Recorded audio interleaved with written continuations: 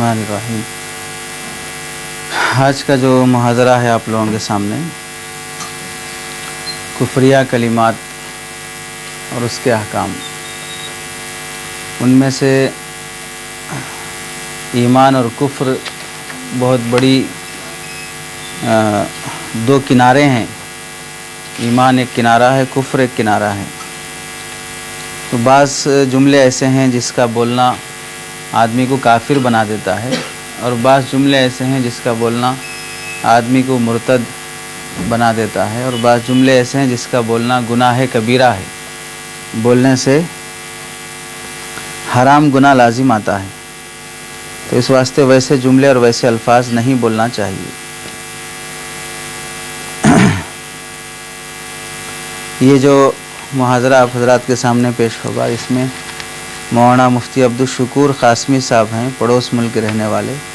ان کا رسالہ ہے جس میں حضرت مفتی نظام الدین شامزی صاحب بڑے مفتیان اکرام میں سے گزرے ہیں، اور ایسے مفتی حبیب اللہ صاحب دیگر مفتیان اکرام کے اس میں تصدیقات ہیں کہ یہ کتاب بہت معتبر کتاب ہے۔ اور بھی بہت ساری کتابیں ہیں۔ حضرت مفتی شفیع صاحب رحمۃ اللہ علیہ کی بھی ایمان اور کفر کے نام سے بھی ایک کتاب ہے، اور دوسرے احباب کی بھی کتابیں ہیں جو اس اہم عنوان پر لکھی گئی ہیں۔ ہمارے اس موجودہ حالات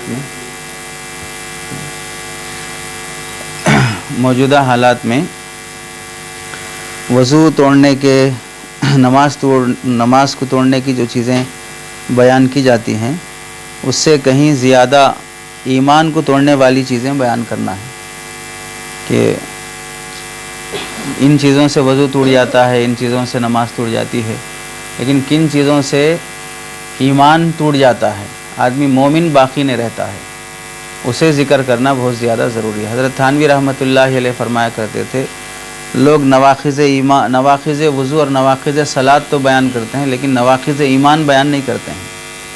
آدمی مومن ہونے کے بعد، اسلام میں آ جانے کے بعد، اسلام میں باقی رہنا یہ بہت ضروری ہے۔ کن چیزوں سے آدمی اسلام سے نکل جاتا ہے، ان کا جاننا بھی علماء نے فرض لکھا ہے۔ ایسی کون سی باتیں ہیں اور ایسی کون سے کام ہیں جن کے کرنے سے یا جن کے بولنے سے آدمی مومن باقی نہیں رہتا، وہ معلوم کرنا بھی مسلمان پر فرض ہوتا ہے۔ نہیں معلوم ہونے سے اگر وہ کفریہ کلمات کا ارتکاب کر لیا تو وہ تو انجانے میں کافر بن ہی گیا۔ اب وہ سمجھ رہا ہے اپنے حساب سے کہ میں مسلمان ہوں، لیکن شریعت اور اللہ کی نظر میں وہ مسلمان نہیں ہے۔ تو اس لیے جیسے ایمان مجمل اور ایمان مفصل میں تفصیلات آئی ایمان کی، ویسے ہی کفر کی بھی تفصیلات جاننا چاہیے کہ کون سی باتوں سے آدمی کافر ہو جاتا ہے۔ یہاں آپ حضرات کے سامنے چند باتیں ایسی ذکر کی جائیں گی جو کفریہ کلمات میں سے شامل ہیں۔ گفتگو کی ترتیب کیا ہے؟ پہلے خلاصے کے طور پر یہ بات سمجھ لیں کہ کفریہ کلمات میں گویا کہ ترتیب کے لحاظ سے 3 حصے ہیں۔ پہلا حصہ ہے کہ بھئی آدمی اسلام اور کفر کو اور اس کی قسموں کو سمجھے۔ دوسرا حصہ ہے کہ ایسی باتوں کو جانے، جو ایسے کلمات کو جانے جس کے بولنے سے آدمی کافر ہو جاتا ہے۔ اور وہ کلمات کی کئی قسمیں ہیں، جیسے دیکھیے اسلام کے بارے میں اگر کچھ ایسی باتیں بولے جو اسلام کے شان کے خلاف ہے، آدمی کافر ہو جاتا ہے، نمبر 1۔ نمبر 2، اللہ رب العزت کی ذات کے متعلق اگر آپ کچھ بولے جو مناسب نہیں ہے، شایان شان نہیں ہے، پنسل لے لو وہاں سے، شایان شان نہیں ہے، تو اس سے بھی آدمی کافر ہو جاتا ہے۔ تیسرا ہے انبیاء کے بارے میں ایسی باتیں بولے جو انبیاء کی شایان شان کے خلاف ہے، اس سے بھی آدمی کافر ہو جاتا ہے۔ چوتھی چیز ہے صحابہ اکرام سے متعلق ایسی باتیں بولے جو صحابہ کی شان کے خلاف ہے، بعض مرتبہ اس سے بھی آدمی کافر ہو جاتا ہے۔ فرشتوں کے بارے میں، قرآن مجید کے بارے میں، نماز روزہ زکوٰۃ کے بارے میں، علماء کے بارے میں، حلال حرام کے بارے میں، قیامت کے دن کے بارے میں، ان چیزوں کے بارے میں گویا کہ تقریباً پورے 10 سے 11 باتیں ہیں کہ ان باتوں کے بارے میں اگر آدمی کچھ ایسی بات کہے گا جو اس کی شایان شان نہیں ہے تو آدمی کافر ہو جاتا ہے۔ تو پہلا ہوا اسلام کے بارے میں، دوسرا ہوا اللہ رب العزت کے بارے میں، تیسرا ہوا انبیاء کے بارے میں، چوتھا ہوا صحابہ کے بارے میں، پانچواں ہوا فرشتوں کے بارے میں، چھٹواں ہوا قرآن کے بارے میں، ساتواں ہوا نماز روزہ زکوٰۃ ارکان اسلام کے بارے میں، آٹھواں ہوا علم اور علماء کے بارے میں، نوواں ہوا حلال حرام کے بارے میں، دسواں ہوا قیامت کے دن کے بارے میں۔ تو یہ 10 چیزیں ہیں جس میں آدمی اگر ایسی بات کہے گا جو شایان شان نہیں ہے، لائق اور مناسب نہیں ہے، تو آدمی کافر ہو جاتا ہے۔ ان 10 باتوں میں سے آپ کے سامنے اس وقت جو محاضرہ ہوگا وہ صرف 2 باتوں پر ہوگا۔ ایمان کے بارے میں، ایمان اور اسلام کے بارے میں نامناسب باتیں کرنے سے کافر ہو جانے کی گفتگو، دوسرا ہے اللہ رب العزت کی شان کے خلاف بے ادبی والی گفتگو سے کفر لازم آنے والی بحث۔ صرف یہ 2 باتیں ہوں گی، باقی 8 باتوں کی تفصیل ابھی نہیں آئے گی، پھر کبھی دوسرے محاضرے میں۔ ارے سمجھے؟ چلیے اب یہ 2 باتوں کی تفصیل سے پہلے تمہید کے طور پر ایک بات سمجھ لیں۔ ایمان اور کفر کی تفصیلات میں 5 باتیں بنیادی ہوتی ہیں۔ پہلی بات ایمان اور ایمان کی تکمیلات کو سمجھنا، دوسری بات کفر اور کفر کی قسموں کو سمجھنا، اس کی قباحت کو سمجھنا، تیسری بات شرک اور شرک کی قسموں کو سمجھنا، چوتھی بات ارتداد اور اس کے احکام کا جاننا، پانچویں بات ہے زندیقیت، الحاد اور زندیقیت یہ کسے کہتے ہیں اور اس کا حکم کیا ہے۔ یہ 5 چیزیں بنیادی ہوتی ہیں۔ ان 5 چیزوں کے سلسلے میں مختصر خلاصہ ذکر کیا جائے گا، پھر اس کے بعد تفصیل 2 باتوں کے سلسلے میں ذکر کی جائے گی۔ ان 5 باتوں کا اختصار رہے گا اور باقی 2 باتوں کی تفصیل رہے گی۔ پہلی چیز کیا ہے دیکھیے، پہلی چیز میں بھی یعنی ایمان سے متعلق بھی 2 باتیں ہیں۔ ایمان اور اسلام کسے کہتے ہیں، ایمان کی حقیقت کیا ہے، تو اس کو جاننے کے لیے حضرت جبرائیل علیہ السلام کی حدیث جبرائیل کے نام سے ہی محدثین کے نزدیک مشہور ہے کہ اللہ کے نبی علیہ السلام صحابہ کے ساتھ بیٹھے تھے، تو ایک دیہاتی قسم کے ایک شخص آئے اور اللہ کے نبی کے قریب آئے، گھٹنوں سے گھٹنے لگا کر بیٹھے، پھر سوالات کرنے لگے، مل اسلام مل ایمان مل احسان، اسلام کیا ہے، ایمان کیا ہے، احسان کیا ہے۔ اس میں آپ علیہ السلام نے تینوں کی تفصیلات بیان فرمائی۔ تو ایک حدیث یہ ہے حضرت جبرائیل علیہ السلام کا پوچھنا، عام آدمی کی شکل میں آئے تھے، صحابہ نہیں سمجھ سکے کہ کون شخص ہے، لیکن جانے کے بعد حدیثوں میں لکھا ہے کہ حضرت عمر رضی اللہ تعالیٰ عنہ نے پوچھا کہ کون ہیں، تو اللہ کے نبی علیہ السلام نے فرمایا جبرائیل تھے۔ تو اس میں آپ علیہ السلام نے ایمان اور اسلام کی حقیقت بیان فرمائی۔ اب ایمان کا خلاصہ کیا ہے؟ محدثین کے نزدیک ایمان 3 باتوں کا نام ہے۔ نمبر 1 تصدیق بالقلب، نمبر 2 اقرار باللسان، نمبر 3 اعمال بالجوارح۔ اقرار باللسان یعنی اللہ تعالیٰ کی وحدانیت اور اللہ کے رسول صلی اللہ علیہ وسلم کی رسالت اور دین اسلام کی حقانیت کا دل سے یقین رکھنا اور دل و دماغ سے مطمئن ہونا، میں اللہ کے ایک ہونے پر مطمئن ہوں اور اللہ کے ایک ہونے کا یقین رکھتا ہوں، میں اللہ کے نبی علیہ السلام کو رسول مانتا ہوں، رسول ہونے کا یقین رکھتا ہوں اور رسول ہونے پر مطمئن بھی ہوں۔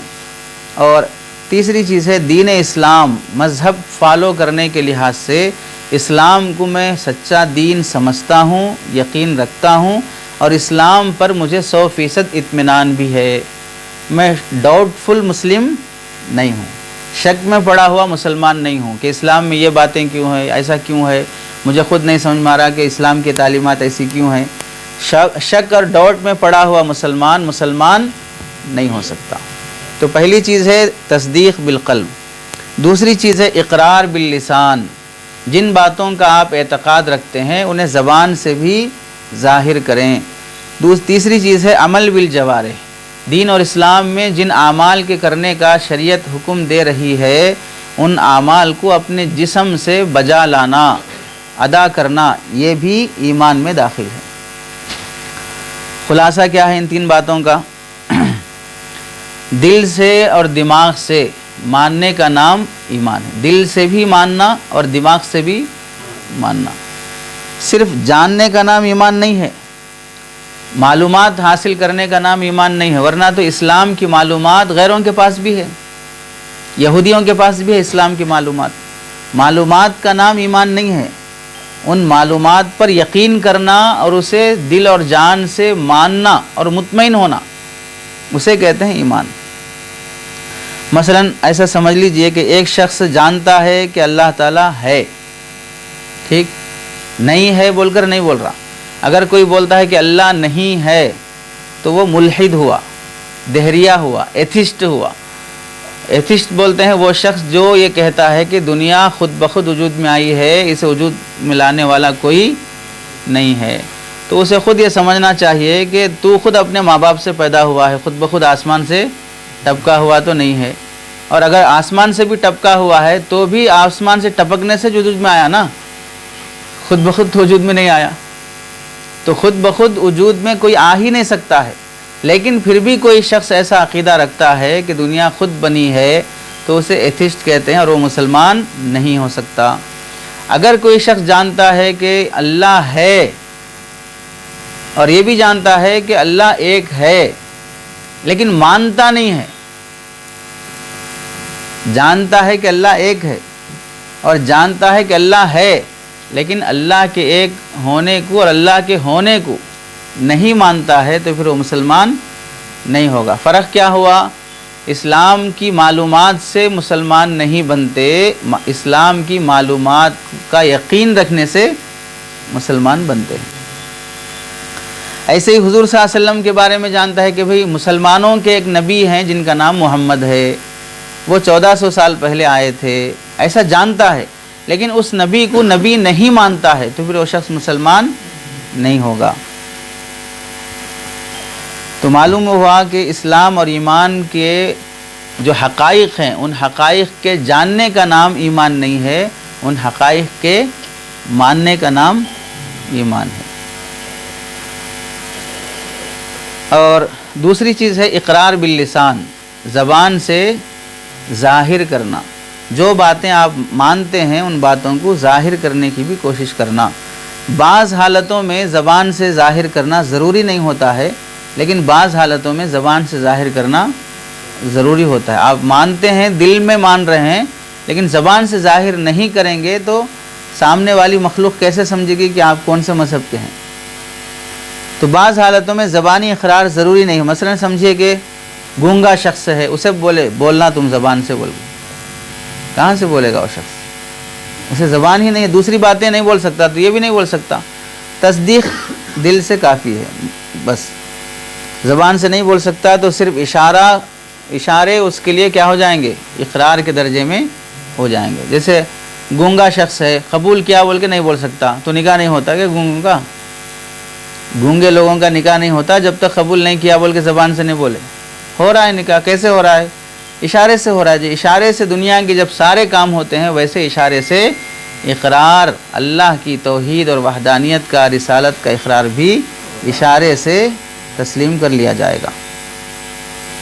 ایسے ہی کوئی شخص ہے جسے جان کا خوف ہے، مثلا سمجھیے کہ آپ دکھنے میں مسلمان نہیں دکھ رہے ہیں، کپڑے سے، وضاحت سے، کوئی آپ پر ڈاؤٹ کیا کہ بھئی جھگڑے چل رہے، فسادات چل رہے، مسلمان کو ٹارگٹ بنا کے مارا جا رہا ہے، ویسے ٹائم پہ آپ اگر اقرار کیے کہ بھئی ہاں میں مسلمان ہوں، تو اس صورت میں تو آپ کی جان جانے کا خوف ہے۔ اب اپنی جان بچانے کے لیے آپ اپنی زبان سے ظاہر نہیں کر رہے میں مسلمان ہوں، کب بولا میں مسلمان ہوں بول، تو اقرار نہیں کرے اس خوف سے کہ جان نہ چلی جائے، تو اس صورت میں بھی انسان کو اپنی جان بچانے کے لیے اقرار کا اظہار کرنا ضروری نہیں ہے۔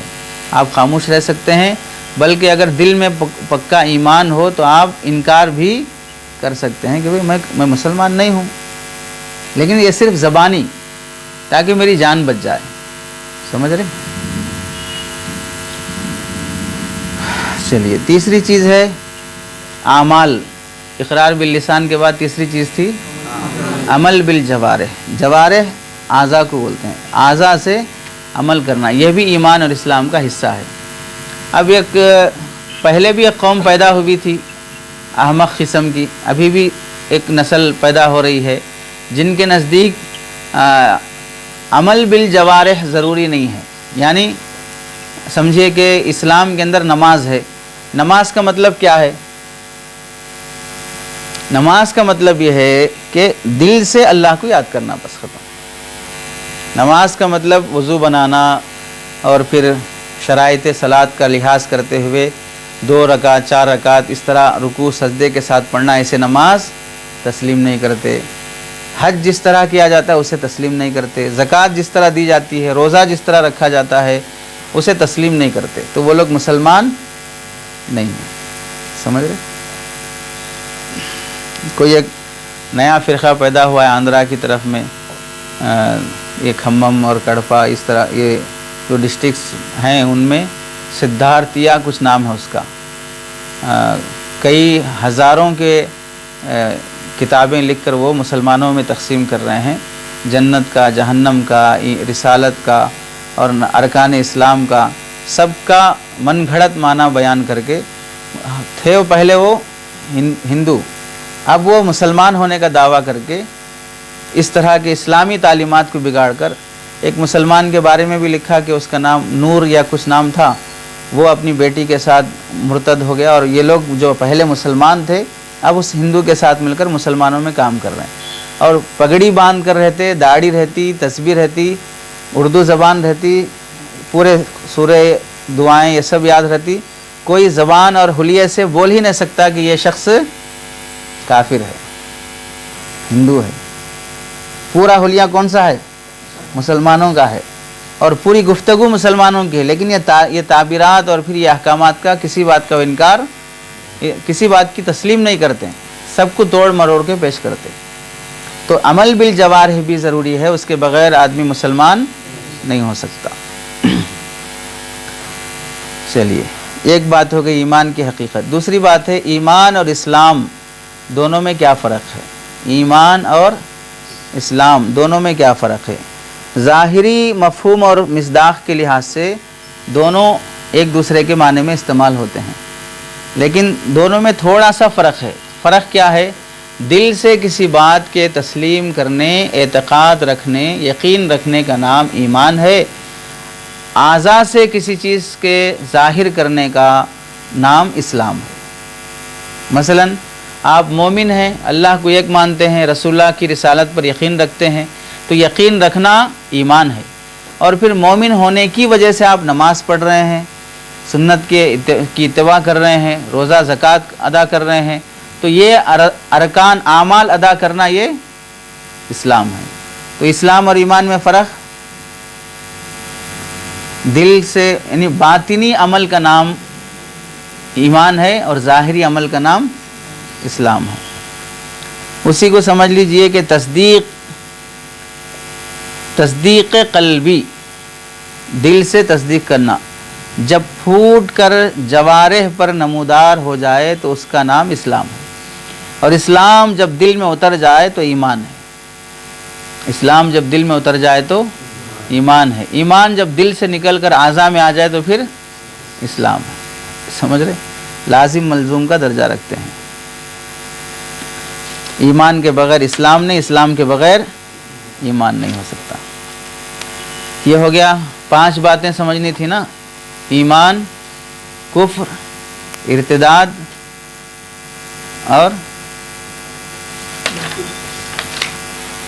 شرک، زندیقیت. کفر، ایمان، کفر، شرک، ارتداد، زندیقیت. تو ایمان ہوا. اب کفر کے بارے میں ہے. جو لوگ دین اسلام کو نہیں مانتے ان کو کافر اصلی کہا جاتا ہے، اور جو لوگ اللہ کے نبی علیہ السلام کو آخری نبی نہیں مانتے ہیں اور اس کا انکار کرتے یا مذاق اڑاتے ہیں ان کو مطلق کافر کہا جاتا ہے. اثر 9 پورے دین اسلام کا انکار کر دینا، ان کو کافر اصلی کہا جائے گا. اور اسلام کی بعض چیزوں کو ماننا اور بعض چیزوں کا انکار کر دینا اس کو مطلق کافر کہیں گے، اور ایک معنی میں آگے آئے گا اسے زندیق بھی کہتے ہیں۔ تو اب جو قادیانی ہیں وہ لوگ اللہ کو مانتے ہیں، نماز بھی پڑھتے ہیں، روزہ بھی رکھتے ہیں، لیکن کس بات کا انکار کرتے ہیں؟ ختم نبوت کا انکار کرتے ہیں، تو وہ لوگ کافر کہلائیں گے۔ سمجھ رہے؟ تو ایک ہے مطلق کافر، کافر اصلی جو اللہ کا بھی انکار کرتا، رسول اللہ کا بھی انکار کرتا، دین کی تمام باتوں کا انکار کرتا، وہ ہے کافر اصلی۔ اور یہ شخص ہے سب باتیں مانتا ہے لیکن ایک بات کا انکار کر رہا ہے، وہ کیا چیز ہے؟ ختم نبوت۔ اسے کیا کہیں گے؟ مطلق کافر کہیں گے۔ سمجھ گئے؟ بس اتنی بات ہے۔ اب کافر کے احکامات وہ الگ بحث ہے، کافروں کے ساتھ کہاں تک تعلقات رکھ سکتے، ان سے معاملات کر سکتے نہیں کر سکتے، ان سے پڑھ سکتے نہیں پڑھ سکتے، یہ سب تفصیل الگ ہے۔ صرف اتنی وضاحت کافی ہے کفر کو سمجھنے کے لیے۔ دین کی پوری باتوں کا انکار کر دینا یہ کفر اصلی ہے۔ دین کی کسی ایک عظیم شاعر میں سے کسی شعار کا انکار کر دینا وہ مطلق کفر ہے۔ تیسری چیز تھی شرک، 5 باتوں میں سے۔ شرک کے معنی ہے اللہ کی الوہیت میں، اللہ کی ذات میں یا اللہ کے صفات خاصہ میں کسی دوسرے کو شریک کرنا۔ اللہ کی ذات میں شرک کیا ہے؟ ایک اور اللہ کو مان لینا، 2 اللہ ہے، 4 اللہ ہے، 10 اللہ ہے، نعوذ باللہ اس طرح بولنا، یہ شرک فی الالوہیت، یعنی اللہ کی ذات میں، اس کی الہیت میں، الوہیت میں شرک کرنا ہے۔ دوسرا ہے شرک فی صفات، صفات سے مراد صفات خاصہ، یعنی ایسی صفات جو صرف اللہ ہی کے اندر پائے جا سکتے ہیں، بندوں میں وہ صفات نہیں پائے جا سکتے، پھر بھی ہم تسلیم کرتے ہیں کہ بندوں میں بھی ہے، تو پھر وہ ہو جائے گا شرک فی صفات، تو اسے کہیں گے شرک۔ تو امت مسلمہ کو شرک سے بچنا بہت ضروری ہے، غیر محسوس طریقے سے شرک بندوں میں داخل ہو جاتا ہے۔ یہ ہوگی شرک کی تعریف۔ شرک فی ذات کسے کہتے ہیں؟ ابھی سمجھا دیے کہ اللہ کے ساتھ کسی اور ایک اللہ کو شریک کرنا، یہ شرک فی ذات ہے۔ شرک فی صفات کسے کہتے ہیں؟ اللہ کی جو افعال خاصہ ہیں، جو کام صرف اللہ کر سکتے دوسرا کوئی نہیں کر سکتا، اس میں یہ سمجھنا کہ یہ کام اللہ کے علاوہ بھی کوئی کر سکتا ہے، اسے کہیں گے شرک فی صفات۔ کیا کیا ہے شرک فی صفات؟ نمبر 1 شرک فی العلم، اللہ کو جتنی معلومات ہیں ویسی معلومات کسی اور بندے میں ماننا، یہاں تک کہ اللہ کے نبی علیہ السلام کے بارے میں بھی یہ عقیدہ رکھنا کہ اللہ کے نبی کو بھی وہ سارے معلومات ہیں جو اللہ کو معلوم ہے، تو یہ کیا ہو جائے گا؟ شرک فی العلم۔ یہ علم کامل، علم تام، علم محیط، یہ صرف اللہ کی صفت خاصہ ہے۔ یوں سمجھ لیے وہ غیب کا علم ہے، یہ کون جانتے ہیں؟ غیب مطلق کا علم، بندوں میں سے کسی کے بارے میں عقیدہ رکھنا، یہ کیا ہے؟ شرک فی صفات ہے۔ اللہ نے فرمایا وَعِندَهُ مَفَاتِيحُ الْغَيْبِ لَا يَعْلَمُهَا إِلَّا هُوَ، غیب کی تمام چابیاں صرف اس کے پاس ہیں، دوسرا کوئی نہیں جان سکتا۔ سمجھ رہے؟ میں سمجھتا ہوں ہمارے یہاں محاضرے میں سب لوگ جوان بیٹھے ہیں، بوڑھا کوئی بھی نہیں ہے۔ ہے کوئی بوڑھا آپ میں سے جسے نیند بلا رہی ہو؟ وہ لوگ کھڑے ہو جائیں اور کھڑے ہو کے سنیں، لیکن سوتے ہوئے نہ سنیں۔ سمجھ رہے؟ دوسرا ہے شرک فی تصرف، اللہ کے تصرف میں، یعنی جن باتوں کی قدرت اللہ کو حاصل ہے اس قدرت میں کسی کو شریک ماننا۔ جیسے اس کی مثال ہے نفع نقصان دینے کی طاقت صرف اللہ کو ہے، لیکن کوئی سمجھ رہا کہ بھئی فلاں درگاہ کے پاس جانے سے، فلاں مزار کے پاس جانے سے، فلاں درخت کے پھیرے لینے سے، فلاں بکرا ذبح کرنے سے یہ فائدہ ہوگا یا یہ بلا دور ہو جائے گی، تو یہ ہوگا شرک فی التصرف، کہ اللہ کو جو قدرت حاصل ہے وہ قدرت آپ فلاں مزار کے ولی یا فلاں درخت سے بھی آپ یہ عقیدہ رکھ رہے ہیں کہ اس میں بھی یہ طاقت ہے۔ مرادیں مانگنا، روزی یا اولاد مانگنا، کس سے؟ غیر اللہ سے۔ لوگ کرتے ہیں نا، مزاروں پہ جا کے چادر چڑھاتے ہیں، منتیں مرادیں مانگتے ہیں، وہاں 3 راتیں گزار کے آتے ہیں۔ بعض لوگ درخت کے پھیرے لیتے ہیں، بعض لوگ مخصوص درخت رہتے ہیں وہاں جا کے ناڑا باندھ کے آئے تو اولاد ہوتی بول کے سوچتے ہیں۔ سمجھ رہے؟ नाड़ा बांधने से औलाद कहाँ होगी, नाड़ा खोलने से औलाद होती है। दीवाने किस्म के अकीदे रखते हैं लोग। तो अल्लाह ताला फरमाते हैं कुल मम बियदिही मलकूत कुल्ली शै, तम हर चीज़ की मिल्कियत और कुदरत किसके हाथ में है? अल्लाह के हाथ में है। तो किसी से ऐसा अकीदा रखना ये बिल्कुल जायज़ नहीं है। हत्ता के काबतुल्लाह के सामने काबतुल्लाह से भी मुरादें मांगना ये भी जायज़ नहीं। काबे का तवाफ़ सिर्फ़ अल्लाह के हुक्म की वजह से है, और हजर अस्वद का बोसा सिर्फ़ अल्लाह की सुन्नत की वजह से है कि अल्लाह ने फरमाया और अल्लाह के नबी ने किया। वरना हजर अस्वद में भी वो कुदरत नहीं है जो कुदरत अल्लाह के पास है, अल्लाह की ज़ात से है। यानी औलाद देने, नफ़ा देने, नुकसान देने की ताकत हजर अस्वद में भी नहीं है। जब हजर अस्वद में भी नहीं है तो फिर लोग अंगूठी में फ़ैरोज़ का कंकर या फ़लाँ का पत्थर पहन लेके समझते ये पत्थर की अंगूठी रही तो जादू नहीं होता, फ़लाँ असरात नहीं होते, नज़र नहीं लगती, बरकत आती। ये पत्थरों में अगर उतना पावर है तो पत्थर बेचने वाला कितना पावर में रहना, फिर ये पत्थर की अंगूठी बनाने वाला कितना पावर में रहना। फिर वो कहीं को बेचारा फिर सड़क पे वो पत्थर मिलते भी सड़क के किनारे, फुटपाथ पे मिलने वाले पत्थरों में इतना पावर है। अरे समझ रहे, नादानी और हिमाकत है ये। तीसरी चीज़ है शिर्क फिस्समा। जिस तरह अल्लाह ताला नज़दीक और दूर की सुनते हैं, ऐसे ही किसी बंदे के बारे में ऐसा सोचना कि वो भी नज़दीक और दूर की सुनते हैं। चुनांचे अब यहाँ से अल्लाह के नबी अलैहिस्सलाम को पुकार रहे या रसूल अल्लाह बोल के, यहाँ से सुनेंगे अल्लाह के रसूल अलैहिस्सलाम। वहाँ रोज़े अथर के सामने खड़े होकर सलाम करो तो हदीस में है कि भाई मैं सुनता हूँ और जवाब देता हूँ। दूर से अगर मुझे सलाम भेजते हो तो फरिश्ते वो दरूद और सलाम मुझ तक पहुँचाते हैं। तो लेकिन कोई ये समझता है कि हम यहाँ बैठकर पुकारेंगे तो भी अल्लाह के नबी अलैहिस्सलाम सुनेंगे, या कोई फलां या कोई अल्लाह के नबी कोई मुरीद हो या कोई मुर्शिद हो, कोई वली हो, वो भी दूर से हमारी बात सुनेंगे। तो ये क्या होगा? शिर्क फिस्सिमा। अल्लाह के सुनने की जो ताकत अल्लाह को है वो किसी और के बारे में भी वैसा अकीदा रखना, समझ गए? ये भी जायज़ नहीं है। तीसरी चीज़ है शिर्क फिल बसर। देखने में ऐसा सोचना जैसा अल्लाह देख रहे हैं वैसे दुनिया की कोई मखलूक भी हमें देख रही है, ऐसा ख्याल करना। अल्लाह के अलावा दुनिया की तमाम चीज़ों को देखने की ताकत किसी में नहीं है। शिर्क फिल हुक्म, यानी अल्लाह को जैसे हाकिमियत हासिल है, आर्डर देने का पावर जैसे अल्लाह को हासिल है, वैसा किसी और को यह समझना कि भाई उसका भी पावर चलता, उसका भी आर्डर चलता जैसे अल्लाह का आर्डर चलता है, ऐसा सोचना यह शिर्क फिल हुक्म है। अल्लाह ने फरमाया इनिल हुक्मु इल्ला लिल्लाह, हाकिमियत सिर्फ और सिर्फ अल्लाह की होगी, किसी का हुक्म नहीं चलेगा। छठी चीज़ हो गई शिर्क फिल इबादत। इबादत करने में शिर्क करना। अल्लाह तो एक ही है लेकिन इबादत अल्लाह के अलावा दूसरों की भी की जा रही है।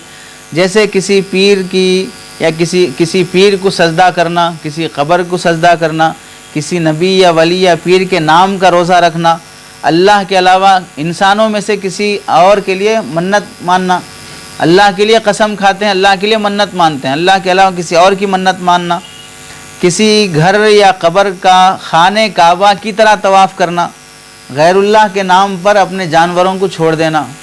बाज़ लोग करते हैं कि भाई अब्दुल क़ादिर जिलानी के नाम पे जानवर छोड़ देते हैं। चढ़ावा चढ़ाना, किसी के नाम पर बकरा ज़िबा करना, मुहर्रम के मौसम में ताज़िया है, अलम है, इस तरह रखना उठाना, ये किसी तस्वीर के सामने झुकना और दरगाहों की या मुर्शिदों की तस्वीरों को अपने घरों में लटकाना, ये सब क्या है? शिर्क फिल इबादत है। इबादत कैसे है? इबादत इस तरह के है कि अल्लाह के सामने बंदा सजदा इस वास्ते करता है कि दिल में अल्लाह की अज़मत है, इस वास्ते उसके सामने झुक रहा है। जिसकी अज़मत दिल में होती है उसके लिए वो झुक जाता है। और अगर ये जितनी भी चीज़ें हैं, किसी वली के पास, किसी पीर के पास, किसी मज़ार क़ब्र के पास भी जाके बंदे क्या हो जाते हैं? सजदे की तरह झुक जाते हैं। और ये झुकना ताज़ीम के तरह पर, जो ताज़ीम के सिर्फ़ अल्लाह का हक़ है, وہ حق کس کو دے دیا جا رہا؟ بندوں کو دے دیا جا رہا ہے، تو پھر اس کی اجازت نہیں ہوگی، یہ شرک فی العبادت کہلائے گی۔ یہ تیسری چیز ہو گئی کس بارے میں؟ شرک کے بارے میں۔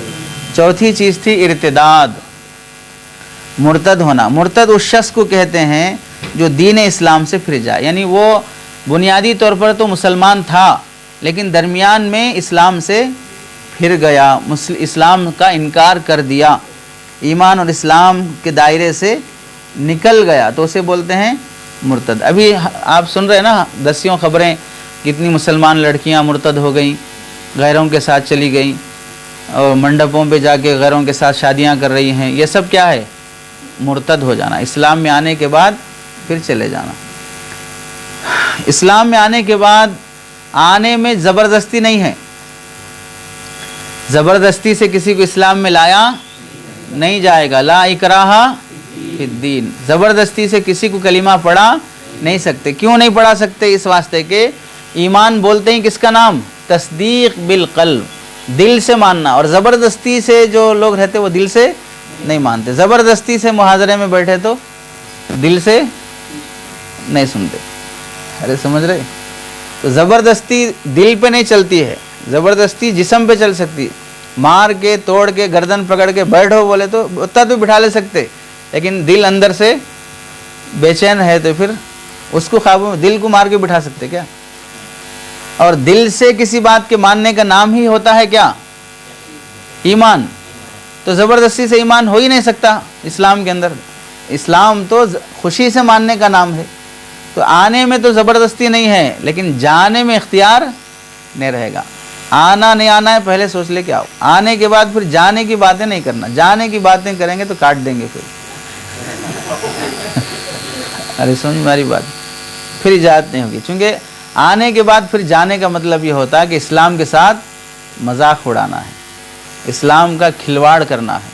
اور یہ نبی علیہ السلام کے زمانے میں یہودی اور عیسائی نئے نئے مسلمانوں کو اسلام سے بہکانے کے لیے، تیسرے پارے میں ہے نا، تیسرے پارے میں پون پارے کے بعد وَمَكَرُوا وَمَكَرَ اللَّهُ، اس صفحے کے آگے میں تم صبح میں ایمان لا لو پھر شام میں انکار کر دو، تاکہ پتہ چلے کہ بھئی ہم، وہ یہودی عالم ہے ایمان لا لیا پھر شام ہونے کے بعد پھر گیا، مطلب ہے کہ ایمان میں کچھ نہ کچھ خرابی ہے، اسلام میں کچھ نہ کچھ خرابی ہے۔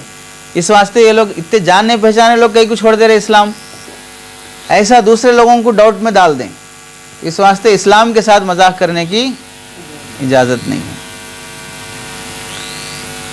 تو یہ ہو گیا ارتداد۔ اب مرتد کے احکام کیا ہیں، مرتد کے ساتھ کیسے پیش آنا چاہیے، یہ تفصیلی بحث ہے، اسے کسی اور موقع سے پڑھ لیں آپ حضرات۔ مسلم لڑکیوں کا ارتداد جو کتاب ہے اس میں تفصیل سے اس متعلق پورے احکامات ذکر کیے گئے۔ پانچویں جو چیز ہے تمہید کے میں آخری، وہ ہے زندیقیت۔ جو لوگ اسلام کا دعویٰ کرتے ہیں لیکن کفریہ عقائد رکھتے ہیں، قرآن حدیث کے نصوص میں تحریف کر کے اپنے عقیدوں کو گھڑ کر اپنے عقیدوں پر ان آیتوں کو فٹ کرتے ہیں، انہیں کہتے ہیں زندیق۔ مثلا وہی جو اسے بتایا گیا، ختم نبوت کا عقیدہ ہے، قطعی دلائل سے ثابت ہے، پختہ اور اٹل حقیقت ہے یہ، لیکن پھر بھی ختم نبوت کا انکار کرنے والے قرآن مجید کی آیتوں کو اور حدیثوں کو ہی توڑ موڑ کر کیا کرتے ہیں، اپنے دعوے پہ فٹ کر لیتے ہیں، تو یہ کیا ہوں گے؟ زندیق کہلائیں گے۔ سمجھ گئے؟ ایسے ہی سمجھ لیجئے، یہ تو ختم نبوت کا ہوا۔ ابھی جیسے آپ کے سامنے ذکر کیا گیا، نماز کا مطلب کیا ہے؟ وہ نہیں ہے جو حدیثوں میں ہے، بلکہ دل سے اللہ کو یاد کرنے کا نام نماز ہے۔ تو اب یہ 5 ٹائم کی نماز، وضو بنانا، رکوع سجدہ کرنا، یہ سب بیکار ہے، فالتو ہے، تو یہ کون لوگ ہوں گے؟ یہ لوگ زندیق کہلائیں گے۔ ایسے روزہ کسے کہتے ہیں؟ صبح سے لے کے شام تک بھوکا رہنے کا نام روزہ نہیں ہے، دل سے یا جسم کے اعضاء سے گناہ نہ کرنے کا نام روزہ ہے۔ بس آپ گناہ مت کرو تو آپ کس حالت میں ہیں؟ روزے کی حالت میں ہیں۔ رمضان کا مخصوص مہینہ اور اس میں بھوکا رہنا یہ ضروری نہیں ہے، اسے روزہ مانتے ہیں۔ تو یہ لوگ ایسے تعویلات کرنے والے کیا ہوں گے؟ تحریفات کرنے والے لوگ زندیق کہلائیں گے۔ یہ بھی کس حکم میں ہوتے ہیں؟ کافر کے حکم میں ہوتے ہیں۔ ان سے نکاح بیاہ جائز نہیں ہوتا۔ اگر نکاح ہو گیا، بعد میں پتہ چلا کہ داماد صاحب ایسے بہکی باتیں کر رہے ہیں، تو تو 2-4 پھیریاں لگا کے بھجا دیں گے، بس اپنا رشتہ وہاں پر باقی نہیں رکھا جائے گا۔ زندیق سے کسی بھی طرح کا تعلق رکھنا جائز نہیں ہے۔ سمجھ گئے؟ یہ ہو گئے 5 باتوں کی تفصیلات: ایمان، کفر، شرک، ارتداد اور زندیقیت۔ ٹھیک، اب 2 باتیں جو تفصیل سے ذکر کرنے کی ہیں وہ ہیں اسلام کے خلاف بولی جانے والی باتیں جس سے آدمی کافر ہو جاتا ہے، اور دوسرا ہے اللہ کے بارے میں بولی جانے والی باتیں جس سے آدمی کافر ہو جاتا ہے۔ یہ 2 کی تفصیلات ہیں۔ تو سمجھ رہے ہو نہیں سمجھ رہے ہو؟ اختصار ابھی گزرا، اب تک جو ہوا کیا ہے وہ اختصار ہے، اب جو شروع ہو رہا ہے وہ کیا ہے؟ تفصیل ہے۔ اور صرف کس کی تفصیل ہے؟ 2 ہی باتوں کی تفصیل ہے۔ 10 باتوں میں سے صرف 2 ہی باتوں کی تفصیل ہے۔ کوشش کریں گے 1 گھنٹے کے اندر ہو جائے۔ چلیے، موجبات کفر یعنی کافر کر دینے والی باتیں جو ایمان اور اسلام سے تعلق رکھتی ہیں، کیا کیا چیزیں ہیں؟ تو ابھی ان باتوں کو سمجھنے کے لیے آپ کو جو شروع میں سمجھایا گیا کہ بھئی ایمان کسے کہتے ہیں، تصدیق بالقلب، اقرار باللسان، عمل بالجوارح، اس کی جو تشریح ہوئی ہے وہ ذہن میں رکھے تو یہ باتیں کفر کیوں ہیں سمجھ میں آئے گا۔ پھر پہلی چیز دیکھیے، اگر کوئی شخص ایسے کہے گا کہ مجھے نہیں معلوم کہ میرا ایمان صحیح ہے یا غلط ہے، تو اب یہ کس میں ہے؟ یہ ڈاؤٹ فل مسلم، جیسے شروع میں بولا گیا تھا، یقین رکھنا ضروری ہے مومن ہونے کے لیے۔ شک کی حالت میں کوئی شخص مسلمان نہیں ہو سکتا۔ مجھے نہیں معلوم کہ بھئی میرا ایمان صحیح ہے کہ غلط ہے، تو ایسا کہنے کی اجازت نہیں ہے۔ چلیے، بہت بڑا گناہ ہوتا ہے ایسا کہنے سے۔ ہاں، اگر کہنے کا مقصد یہ ہے کہ اگر کوئی یہ شخص کہہ رہا ہے کہ اسے سامنے والے کو مومن قرار نہیں دیتا ہے، تم کہاں سے مسلمان ہو، ایسا بولا ہو، تو اب سامنے سننے والا بولا مجھے نہیں معلوم کہ مسلمان ہوں یا نہیں ہوں، تو اب اس میں شک ظاہر کرنا نہیں ہے بلکہ جواباً تصدیق کرنا ہے کہ مجھے معلوم میں مسلمان ہوں، بول کے تم کون بولنے والے کہ میں مسلمان ہوں یا نہیں ہوں؟ تو پھر اس صورت میں آدمی کافر نہیں ہوگا۔ اور ایسے اگر کوئی شخص یہ کہے کہ میں مومن ہوں انشاءاللہ، تو پھر وہ شخص کافر ہو جائے گا۔ انشاءاللہ کے ساتھ مومن ہونا، میں مومن ہوں یقیناً، بس ختم۔ انشاءاللہ کے ساتھ بولنے سے وہ مسلمان نہیں ہوگا۔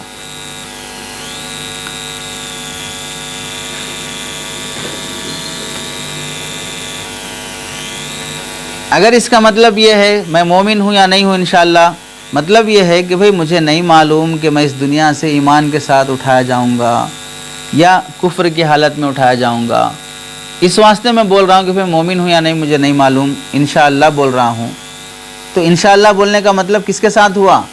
حالت موجودہ کے ساتھ نہیں ہوا۔ وفات کی حالت میں میرا ایمان رہے گا یا نہیں رہے گا، یہ خوف تو صحابہ کو بھی تھا نا، موت کے وقت ہم مسلمان رہیں گے یا نہیں رہیں گے، تو اس خوف سے اگر کہہ رہا ہے تو پھر وہ کافر نہیں ہوگا۔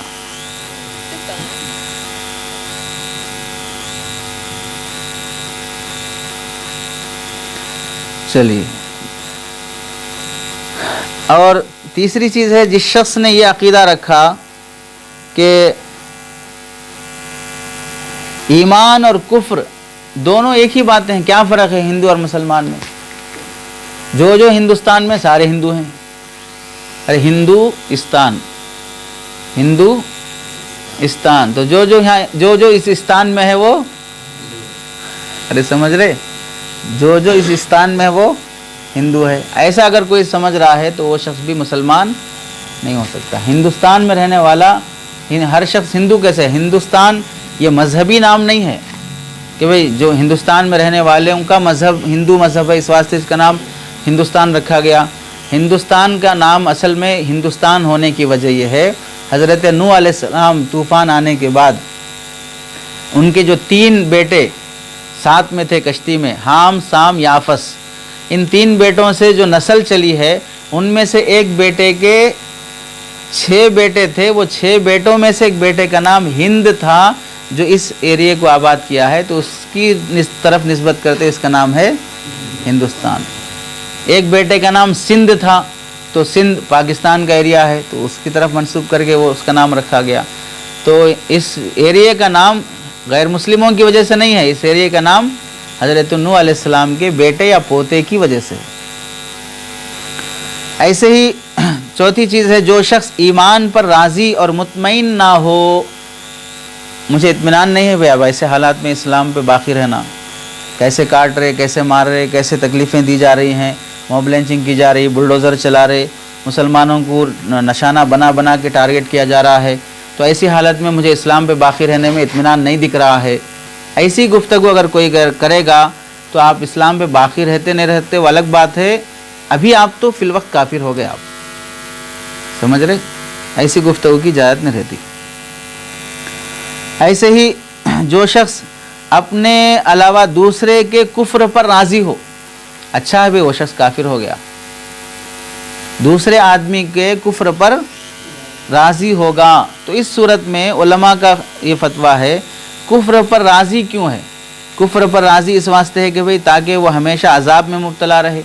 یعنی مثال کے طور پر کسی بھی ملک کا وزیر اعظم ہے، ہمارے ملک کا بول کے نہیں بول رہا ہوں میں، کسی بھی ملک کا وزیر اعظم ہے، اتنا ظلم کیا ہے کہ اب ہمیں اسے مومن ہونے کی دعا کرنے کو بھی من نہیں کر رہا کہ اس کی ظلموں کی سزا اسے ملنا چاہیے۔ اگر وہ موت کے قریب ایمان میں آ گیا تو الاسلام یہدم ما کان قبلہ، اب تک کی جتنی شرارتیں تھیں سب اسلام کی برکت سے معاف کر دی جائیں گی، لیکن اس کو معافی نہیں ملنا، اس کو جوتے پڑنا چاہیے۔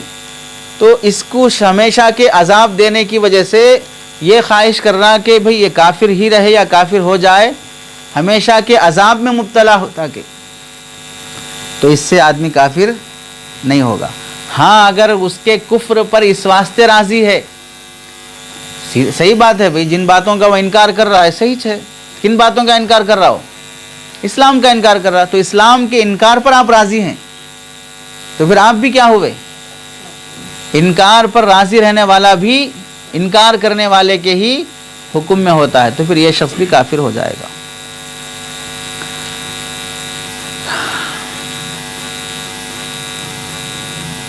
چلیے اب دیکھیے 2-4 مثالیں اس کی اسلام سے متعلق۔ ایک مسلمان کسی عیسائی یا یہودی لڑکی سے نکاح کیا جس کے ماں باپ بھی عیسائی یا یہودی ہیں، اور بچی بھی لڑکی بھی وہ یہودی ہونے کی حالت میں ہی بڑی ہوئی، اسے معلوم ہی نہیں کہ بھئی میں مسلمان کیا ہے، اسلام کیا ہے، دین کیا ہے، معلوم ہی نہیں ہے، اور نہ زبان سے بیان کرتی ہے، دیوانی بھی نہیں ہے کہ بھئی اسلام ایمان کا مطلب نہیں جان سکتے، جیسے دیوانے لوگوں کو کچھ بھی باتیں نہیں معلوم ہوتی، عقل مند ہے لیکن اسلام اور ایمان کے بارے میں کچھ بھی نہیں جانتی ہے، تو اس صورت میں اس کے شوہر اور بیوی کے درمیان میں نکاح ختم کرا دیا جائے گا، کیونکہ یہ شخص اب اپنی بیوی کے ساتھ جو زندگی گزار رہا ہے وہ مسلمان عورت نہیں رہی، چونکہ جسے معلوم ہی نہیں ہے تو اسے یقین کیسے آئے گا؟ ایمان کس کا نام ہے؟ یقین کب آئے گا؟ جب جانے گا، معلوم ہوگا تو معلومات پر یقین آئے گا، جب معلوم ہی نہیں تو یقین کیسے آئے گا؟ تب وہ عورت کیا نہیں ہو سکتی؟ مومن نہیں ہو سکتی ہے۔ اسی طرح اگر کوئی آدمی کسی مسلمان لڑکی سے نکاح کیا، پھر جب وہ عاقل بالغ ہوئی تو نہ اسلام کو دل سے جانتی ہے، نہ زبان سے بیان کرتی ہے، اور دیوانی بھی نہیں ہے، عیسائی بھی نہیں ہے، یہودی بھی نہیں ہے، سمجھ رہے ہیں؟ اب جو مثال گزری وہ یہودی اور عیسائی کی تھی، یہ یہودی اور عیسائی نہیں ہے، لیکن اسلام کے بارے میں بھی کچھ بھی نالج نہیں ہے اس کو، اللہ کسے بولتے نہیں معلوم، اللہ ایک ہے نہیں ہے وہ بھی نہیں معلوم، رسول اللہ کسے بولتے نہیں معلوم، تو پھر نہ وہ جانتی ہے اور عاقل بالغ بھی ہے، پاگل مینٹل نہیں ہے، اور زبان سے اقرار بھی نہیں کر رہی ہے، تو پھر اس کے اور شوہر کے درمیان میں بھی جدائی کر دی جائے گی، کیونکہ یہ عورت بھی کیا نہیں ہے اب؟ مسلمان نہیں۔ ہاں اگر وہ اسلام کو جانے، اقرار کرے اور یقین کا اظہار کرے تو پھر اسے دوبارہ نکاح کرایا جائے گا، سمجھ رہے؟ اگر کسی عورت سے پوچھا گیا کہ بھئی توحید کسے بولتے بولو، توحید بولے تو کیا، تو عورت جواب دی میں نہیں جانتی کیا ہے کہ اب یہ نہیں جانتی کا مطلب کیا ہے؟ نہیں جانتی کا مطلب یہ ہے کہ بھئی توحید بولے تو کلمہ توحید، اشہدو ان لا الہ الا اللہ و اشہدو ان محمد رسول اللہ، میں یہ کلمہ پڑھنا نہیں آتا میرے، تو اتنا نہیں جانتی ہے، جیسے مکتب کے بچے بھی نہیں جانتے، بہت سے عام مسلمانوں کو یہ کلمہ عربی میں جو پڑھنا ہے وہ یاد نہیں رہتا، تو اس سے وہ لوگ کافر نہیں ہوں گے۔ لیکن توحید کا مطلب یہ ہے کہ مجھے اللہ ایک ہے کا مطلب مجھے نہیں معلوم، اللہ ایک ہے بولے تو کیا مطلب، تو یہ نہیں معلوم ہے اس کو، تو پھر اس صورت میں وہ عورت مسلمان نہیں ہو سکتی، کیونکہ توحید کا معنی اور مراد اور مقصود کا جاننا ضروری ہے، کلمہ عربی زبان میں پڑھنا ضروری نہیں ہے۔ اور ایک مثال ایسی، اگر کوئی شخص اس حالت میں مر گیا کہ وہ یہ نہیں جانتا تھا کہ میرا پیدا کرنے والا کون ہے، کون پیدا کیا مجھے نہیں معلوم، یہ معلوم کرے بغیر مر گیا تو وہ شخص مسلمان ہے یا کافر ہے؟ کافر کہلائے گا۔ ایسے ہی اگر کوئی شخص یہ کہتا ہے کہ اللہ تعالیٰ کے علاوہ ایک اور جہاں بھی ہے، یہ نہیں جانتا کہ اللہ تعالیٰ کے ہاں ایک اور جہاں بھی ہے، ایک اور جہاں مطلب آخرت، اللہ کے پاس ایک اور دنیا بھی، وہ نہیں معلوم اس کو، اور یہ بھی نہیں جانتا کہ بھئی ظلم کرنا حرام ہے، نہیں معلوم اس کو، تو ان معلومات سے واقف نہیں ہونے والا شخص بھی کیا ہوگا؟ مومن نہیں ہو سکتا۔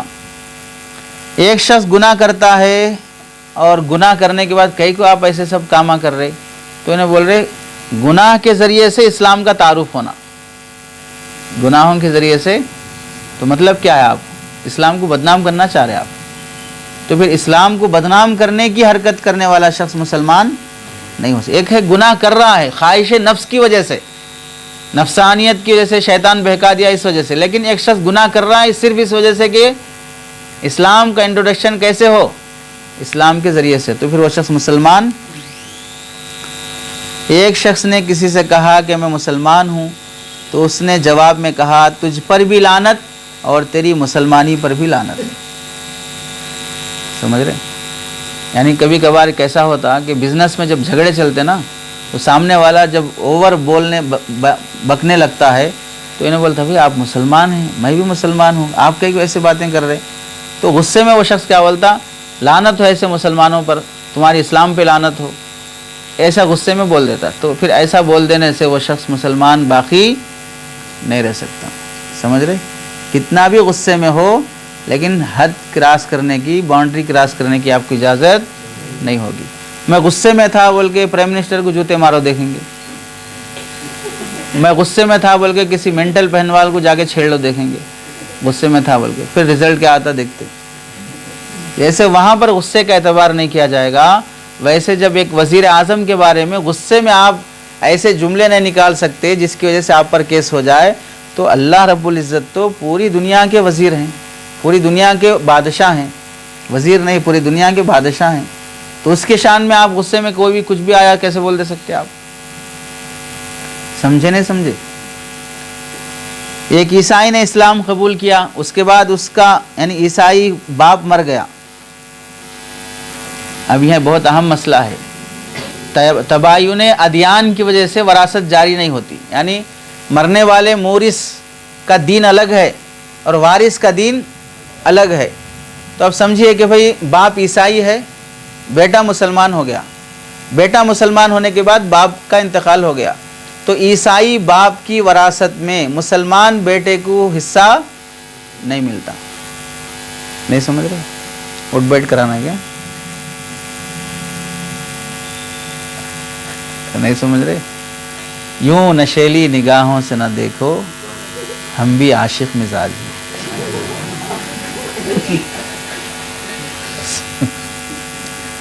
یہ نیند میں آ کے اب نشے میں ہوں جو دیکھ رہے نا،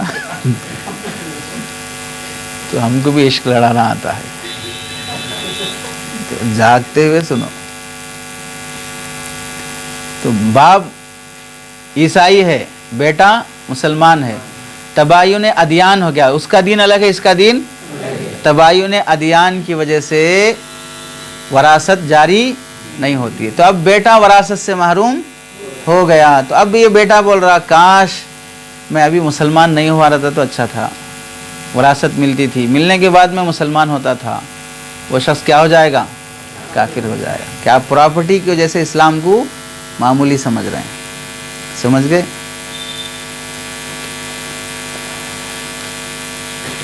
ایک بہت اہم مسئلہ لکھے ہیں کہ بھئی ایک آدمی آیا کہ بھئی مسلمان کے پاس، کوئی بھی شخص کافر ہو یا کوئی بھی، اور کہا کہ بھئی میرے سامنے اسلام کی دعوت پیش کرو، اسلام کسے بولتے، ایمان کسے بولتے، تھوڑا میرے کو سمجھاؤ، میں مسلمان ہونا چاہ رہا ہوں۔ تو وہ شخص بولا کہ بھئی تم فلاں عالم کے پاس جاؤ، وہ تمہارے کو اسلام کے بارے میں پورا بتائیں گے، تم ان کے ہاتھ پہ اسلام قبول کر لو۔ تو ایسا بولنے والا کہ بھئی تمہارے پاس کوئی مسلمان، کوئی شخص غیر مسلم ہو، اسلام قبول کرنے کے واسطے بول رہا ہو کہ میرے کو اسلام کے بارے میں سمجھاؤ، میں مسلمان ہونا چاہ رہا ہوں، تم سمجھائے بغیر یہ بول رہے فلاں مولانا کے پاس چلے جاؤ، وہ سمجھا کر تم کو کیا کریں گے؟ اسلام بتائیں گے اور اسلام ان کے ہاتھ پہ قبول کر لو۔ ایسا کیوں بول رہے ہو؟ ایک تو اس وجہ سے کہ بھئی اب حالات اتنے سخت چل رہے ہیں کہ میں اگر یہ بندے کو مسلمان بنایا، کل کے دن یہ میرے خلاف کیس کر سکتا ہے، اس وجہ سے ہمارے کو گھیرے میں لینے کے واسطے یا ہم پر جھوٹا کیس کرنے کے واسطے اس طرح کی حرکت کر رہا ہے۔ تو اپنی جان بچانے کے لیے اس طرح کر رہا ہے، اور یہ یقین ہے کہ بھئی یہ شخص کسی نہ کسی ایسی خفیہ تنظیم سے آیا ہوا ہے، تو اس صورت میں تو آپ کو اپنی جان بچانے کے لیے اس طرح کی بات ہو سکتی ہے کہ آپ فلاں کے پاس جائیے، لیکن آپ کو ایسا کوئی دور دور تک بھی شک نہیں ہے، پھر بھی آپ بول رہے ہیں، تو اس سلسلے میں علماء کا اختلاف ہے کہ بھئی ایسا بولنے والا شخص مسلمان رہے گا یا کافر ہو جائے گا۔ تو بعض علماء کہتے ہیں کہ ایسا بولنے والا شخص کافر نہیں ہوگا، لیکن اکثر علماء کہتے ہیں کہ ایسا بولنے والا شخص بھی کافر ہو جائے گا۔ آپ کو اتنا دین اور اسلام کیوں نہیں معلوم کہ وہ شخص آپ کے پاس اگر اسلام قبول کرنا چاہتا ہے تو آپ اس کو اسلام بتا نہیں سکتے ہیں؟ کیسے مسلمان ہیں آپ؟ جس مذہب کو آپ فالو کر رہے ہیں، جس اللہ پر آپ کو ایمان اور یقین ہے، اس اللہ کا انٹروڈکشن نہیں کرا سکتے آپ؟ جس رسول کو آپ نبی مانتے ہیں، اس نبی کے بارے میں کچھ بھی نالج نہیں ہے آپ کو، اور پھر کیا پتہ آپ جس عالم کے پاس بھیج رہے اس کو ان کے پاس جاؤ بول کے، ان کے پاس جانے تک اگر یہ شخص کا انتقال ہو گیا تو وہ طلب سے تو آیا تھا مسلمان ہونے کے لیے، لیکن تمہاری دیری کی وجہ سے وہ کس حالت میں مرا؟ کفر کی حالت میں مرا۔ تو آپ کسی کے کفر کا ذریعہ بنے ہیں۔ تو اس واسطے ہر مسلمان کو اسلام کا اتنا نالج ہونا چاہیے کہ وہ سامنے والے کو اسلام کا تعارف کرا سکے۔ اور ایک آخری مسئلہ ہے اس سلسلے کا کہ ایک شخص کافر تھا، وہ مسلمان ہو گیا، تو ایک دوسرا مسلمان اس سے پوچھا تمہارے کو اپنے دین میں کیا خرابی نظر آئی بول کے تم اپنا دین چھوڑ کے اسلام میں آ گئے؟ تو مطلب کیا؟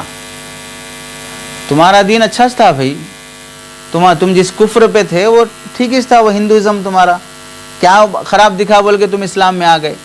تو مطلب کیا ہوا؟ یہ بولنے والا شخص کفر پر راضی ہے، تو پھر یہ شخص بھی کیا ہو جائے گا؟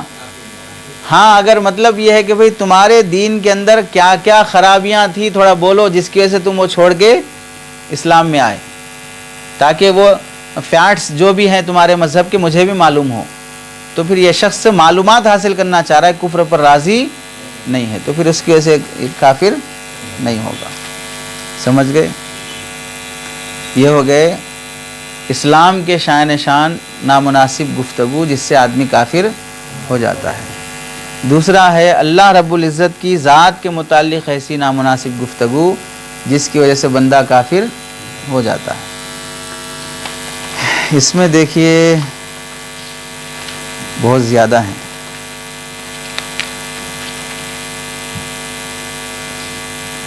چلیے، کم ہو زیادہ ہو، آدھے گھنٹے کے آس پاس میں ختم کر دیں گے۔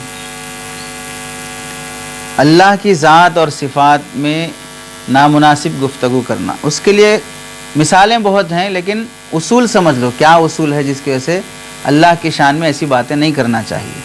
پہلی بات کہ کسی ایسی صفت کی نسبت اللہ کی طرف کرنا جو اللہ کی شان کے خلاف ہے۔ نمبر 2، اللہ کے ناموں میں سے کسی نام کا مذاق اڑانا، اللہ کے احکامات میں سے نمبر 3 اللہ کے احکامات میں سے کسی حکم کا مذاق اڑانا، نمبر 4 اللہ کے وعدوں اور وعیدوں کا انکار کرنا، نمبر 5 اس کا کسی کو شریک ٹھہرانا، یعنی بیٹا بیوی کوئی بھی اس طرح کا اللہ کا ہے بول کے یقین کرنا، یا اللہ رب العزت کی طرف جاہل ہونا نعوذ باللہ، عاجز ہونا نعوذ باللہ، یا بھول جانا، کوئی بھی ایسی خرابی جو انسان میں پائی جاتی ہے ویسی خرابی کو اللہ کی طرف منسوب کرنا، ان سب صورتوں سے بندہ کافر ہو جاتا ہے۔ اللہ عاجز نہیں ہے، کمزور نہیں ہے اللہ تعالیٰ، اللہ کسی بات کو بھولتے نہیں ہیں، ایسے اللہ تعالیٰ جاہل نہیں ہے، لیکن ایسی باتوں کو اللہ کی طرف منسوب کیے تو اس سے بھی کیا ہو جاتا ہے؟ بندہ کافر ہو جاتا ہے۔ ادھر متوجہ رہیں، میک اپ بعد میں کر لیں گے۔ اب چند مثالیں ہیں، دیکھیے کہ کن چیزوں سے بندہ کافر ہو جاتا ہے۔ نمبر 1، اگر کوئی شخص یوں کہے کہ اللہ تعالیٰ مجھے یہ کام کرنے کا حکم دے تو تب بھی نہیں کروں گا، اللہ بولے تو بھی نہیں مانوں گا، تو اس سے کیا ہو جائے گا؟ کافر ہو جائے گا۔ کیونکہ جب تم اللہ کو اللہ مان لیے تو پھر اس کے حکم کو نہیں مانتا بول کیسا بولیں گے آپ؟ اس کے حکم سے انکار نہیں کر سکتے آپ۔ چلیے نمبر 2، اگر کسی شخص نے ایسا کہا کہ فلاں شخص میری آنکھ میں ایسا ہے جیسا اللہ کی آنکھ میں یہودی، میری آنکھ میں فلاں شخص ایسا ہے جیسا کہ اللہ کی آنکھ میں یہودی، تو مطلب کیا؟ یہودیوں کو اللہ تعالیٰ ناپسند کرتے ہیں۔ قرآن مجید میں کئی جگہ پر ان سے بیزارگی ظاہر فرمائی، تو جیسے اللہ اس قوم سے بیزار ہے میں بھی اس قوم سے بیزار ہوں۔ بیزارگی ظاہر کرنا ہے تو الگ مطلب ہے، لیکن اللہ کے لیے آنکھ تسلیم کرنا، جیسے انسانوں کے لیے ایک آنکھ ہے، انسان کو آنکھیں ہیں نا، 2 آنکھیں، تو ہماری جیسی آنکھیں ہیں ویسا اللہ کی بھی کیا ہیں؟ آنکھیں ہیں۔ ویسی مشابہت والی اگر بات کرتا ہے، اللہ تعالیٰ جسم سے پاک ہیں، انسانوں کو جیسا جسم ہے ایسا اللہ کو جسم نہیں ہے، لیکن تم اللہ کے لیے جسم کے قائل ہوئے، اور جسم کا ایک حصہ ہے آنکھ، اس کے تم قائل ہوئے، تو اس سے کیا ہو جائے گا؟ آدمی کافر ہو جاتا ہے۔ ہاں، اگر وہ مراد ہے جو پہلے بیان کیا گیا تھا، بیزارگی اور نفرت کا اظہار کرنا، تو اس سے بندہ کافر نہیں ہوگا۔ تو اس سے کیا بات معلوم ہوئی؟ ایسا جملہ بولا جس میں تعویل کی گنجائش ہے، ایسا مطلب نکالا جا سکتا ہے جو صحیح ہے اور اس سے کفر لازم نہیں آتا، تو ایسے سمجھ لیجئے ڈبل میننگ والے جملوں سے ڈائریکٹ کسی کو کافر نہیں بولنا چاہیے۔ بولنے والے کا مطلب کیا ہے وہ پوچھنا چاہیے، بھئی تم یہ لفظ بولے نا، آنکھ کا لفظ بولے، آپ کیا معنی سے بولے؟ تم ایسی آنکھ ہے جیسے انسانوں کو ہے، تو پھر تو غلط ہے۔ آنکھ کا مطلب ہے جیسے آنکھ بول کر نظر مراد لیتے ہیں، میری نظر میں ویسا ہی ہے جیسے کہ اللہ کی نظر میں یہودی، تو نظر کا مطلب ہے کہ نظریہ، جیسے اللہ ان لوگوں کو ناپسند کرتے ہیں ویسے میں اس شخص کو بھی ناپسند کرتا ہوں، تو اس سے آدمی کافر نہیں ہوتا ہے۔ ایک آدمی کا انتقال ہو گیا تو دوسرے شخص نے کہا اللہ تعالیٰ کو ایسا نہیں کرنا چاہیے تھا۔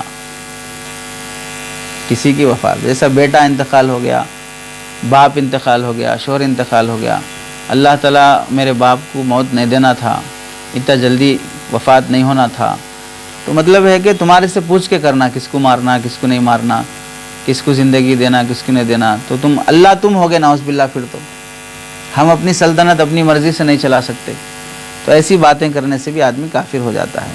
عام طور سے عورتیں ایسی بات کر دیتے ہیں کس صورت میں؟ جب ان کا چہیتا بیٹا ہو یا شوہر ہو یا کوئی بھی قریبی شخص بے وقت مر جاتا ہے، جوانی میں انتقال ہو گیا، اچانک ایکسیڈنٹ میں انتقال ہو گیا، تو ایسے جملے نکل جاتے ہیں۔ ایک شخص اپنے دشمن سے بولا میں اللہ تعالیٰ کے حکم سے تیرے ساتھ یہ معاملہ کرتا ہوں، تو دشمن نے جواب دیا میں اللہ کا حکم نہیں مانتا، میں اللہ کا حکم نہیں جانتا، یا اس جگہ اللہ تعالیٰ کا حکم نہیں چلتا، ابھی جو بزنس کر رہے ہیں ڈیل کر رہے ہیں ہم، یہ ڈیل میں اللہ کا حکم نہیں چلتا، ایسا بولا۔ یا یہ بولا بھائی اس جگہ کسی کا حکم نہیں چلتا، انہیں بول رہا نا سامنے والا اللہ کے حکم سے میں تمہارے سے ڈیل کر رہا ہوں، یا یہ بولا کہ بھائی اللہ تعالیٰ کا اللہ تعالیٰ حکم کرنے کے لائق نہیں ہے، نعوذ باللہ، اس جگہ تو یعنی دیوی ہی کام کرے گی، یعنی غیر اللہ کی طرف، بھائی اس جگہ تو فلاں باس کا چلتا، یہاں اللہ کا بھی نہیں چلتا، ایسی بات اگر نعوذ باللہ بولے گا تو پھر ان سب صورتوں میں آدمی کافر ہو جاتا ہے۔ ہاں اگر کوئی شخص یہ بولا بھائی میں فلاں کام رواج کے مطابق کر رہا ہوں، اللہ تعالیٰ کے حکم سے نہیں کر رہا ہوں، بھائی ایک چلن چل پڑی ہے اس لیے میں بھی یہ کام کر رہا ہوں، تو اس میں اللہ کی طرف تو کوئی بات منسوب نہیں ہے نا، تو ایسا شخص کافر نہیں ہوگا۔ ایک مثال ہے، اگر کوئی شخص کسی ایسے آدمی کے بارے میں جو کبھی بیمار نہ ہوتا ہو، کبھی بیمار، تو یہ کہے کہ اللہ تعالیٰ اس کو بھول گئے، بھائی دوسروں کو دے رہے بیماریاں، اس کو نہیں دے رہے، تو اللہ کی طرف کیا منسوب کیا؟ بھول منسوب کیا، اور اللہ تعالیٰ کسی چیز کو بھولتے ہیں نہیں ہیں، تو اس سے بھی بندہ کافر ہو جائے گا۔ اگر کسی نے یوں کہا کہ بھئی تیری زبان سے تو اللہ بھی قابو میں نہیں آتا، میں کس طرح قابو میں آؤں گا، نعوذ باللہ، تو یہ شخص کیا ہو جائے گا؟ کافر ہو جائے گا۔ کسی نے اپنی بیوی سے کہا تم تو اللہ سے بھی زیادہ مجھ سے محبوب ہو، اللہ سے بھی زیادہ تم مجھے، آدمی کافر ہو جائے گا۔ اللہ سے زیادہ محبوب کوئی بھی چیز نہیں ہو سکتی ہے۔ ہاں اگر کسی سے یوں بولے بھئی فلاں شخص بری طرح تقدیر میں پھنس گیا ہے، بری طرح تقدیر میں پھنس گیا مطلب تقدیر اس کو پھنسا دی، پریشان کر دی، تو یہ تقدیر کون بناتے ہیں؟ اللہ بناتے ہیں، تو اللہ کی طرف تقدیر کے برے ہونے کو منسوب کرنا یہ گناہ ہے، لیکن اس سے آدمی کافر نہیں ہوگا۔ چلیے ایک مسئلہ ہے، کسی نے ایسا کہا کہ بھئی اللہ تعالیٰ آسمان پر ہے، اللہ تعالیٰ آسمان پر ہے، تو اب اس سے سیدھے آسمان پر ہے بولتے ہی کافر نہیں ہو جاتا۔ پوچھیں گے بھئی آسمان پہ ہونے کا مطلب کیا ہے؟ آسمان اونچائی پر ہے، بلندی پر ہے، تو اللہ کی طرف علو اور بلندی منسوب کر کے بول رہا ہوں، بس اتنی بات، ورنہ تو اللہ تعالیٰ کا علم ہر جگہ پر محیط ہے، بلندی کو اللہ کی طرف منسوب کر کے بولنا مقصود ہے، بس اس کے علاوہ اللہ کے لیے آسمان ایسا ہے جیسا کہ ہمارے لیے ایک ایریا ہے، 200 گز کا مکان ہے، ویسے اللہ تعالیٰ کے لیے بھی آسمان ایک مکان ہے، اللہ مکان میں موجود ہیں، ایسا اگر بولتا ہے تو پھر اللہ کے لیے مکانیت کا قائل ہونا کفر لازم آتا، سمجھ رہے ہیں؟ اللہ تعالیٰ کسی جگہ کے ساتھ خاص نہیں ہے۔ ایسے اگر کوئی شخص یہ بولا کہ بھئی اللہ تعالیٰ ابھی انصاف کے لیے بیٹھا ہے، اللہ تعالیٰ انصاف لینے واسطے کھڑے ہو گئے، یہ بیٹھا ہے، کھڑا ہے، یہ کس کے ساتھ ہے؟ یہ جسم کے ساتھ ہے، اور اللہ تعالیٰ جسم سے پاک ہیں، تو ایسا کھڑا ہے، بیٹھا ہے بول کر اللہ تعالیٰ کی طرف منسوب نہیں کرنا۔ اور ایسے ہی کوئی شخص یہ بولا کہ بھئی میرا مددگار آسمانوں پر اللہ ہے اور زمینوں میں آپ ہیں، بس آسمان میرا مدد کرنے والا آسمانوں میں کون ہے؟ اللہ، اور زمین میں آپ ہیں، تو زمین میں جو نیچے شخص ہے انسان، اس کو کس کے برابر کر دیا؟ اللہ کے برابر کر دیا، تو ذات میں شریک کر دیا آپ، اور مدد کرنا ایک صفت ہے، اس صفت میں انسان کو اللہ کے برابر کر دیا، اس سے بھی بندہ کیا ہو جائے گا؟ کفر لازم آتا ہے۔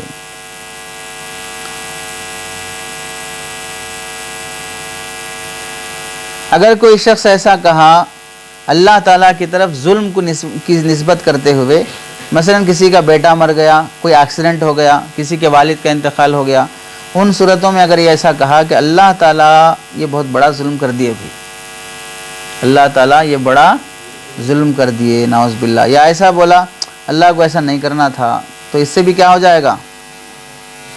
کافر ہو جائے گا۔ یا ایسا بولے کہ اے اللہ یہ ظلم آپ پسند مت کیجیے، یہ ظلم آپ پسند مت کیجیے، تو یہ مطلب ہے کہ اللہ ظلم کو پسند کرتے ہیں جو تم بول رہے ہو، تو اس سے بھی کیا ہو جائے گا؟ بعض علماء فرماتے ہیں کہ کافر ہو جائے گا۔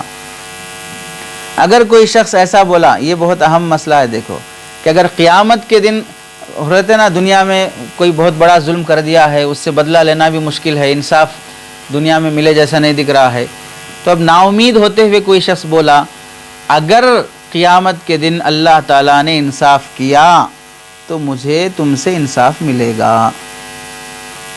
تو کیا مطلب؟ اگر انصاف کرے گا مطلب تو اللہ تعالیٰ اگر انصاف نہیں کرتے کیا؟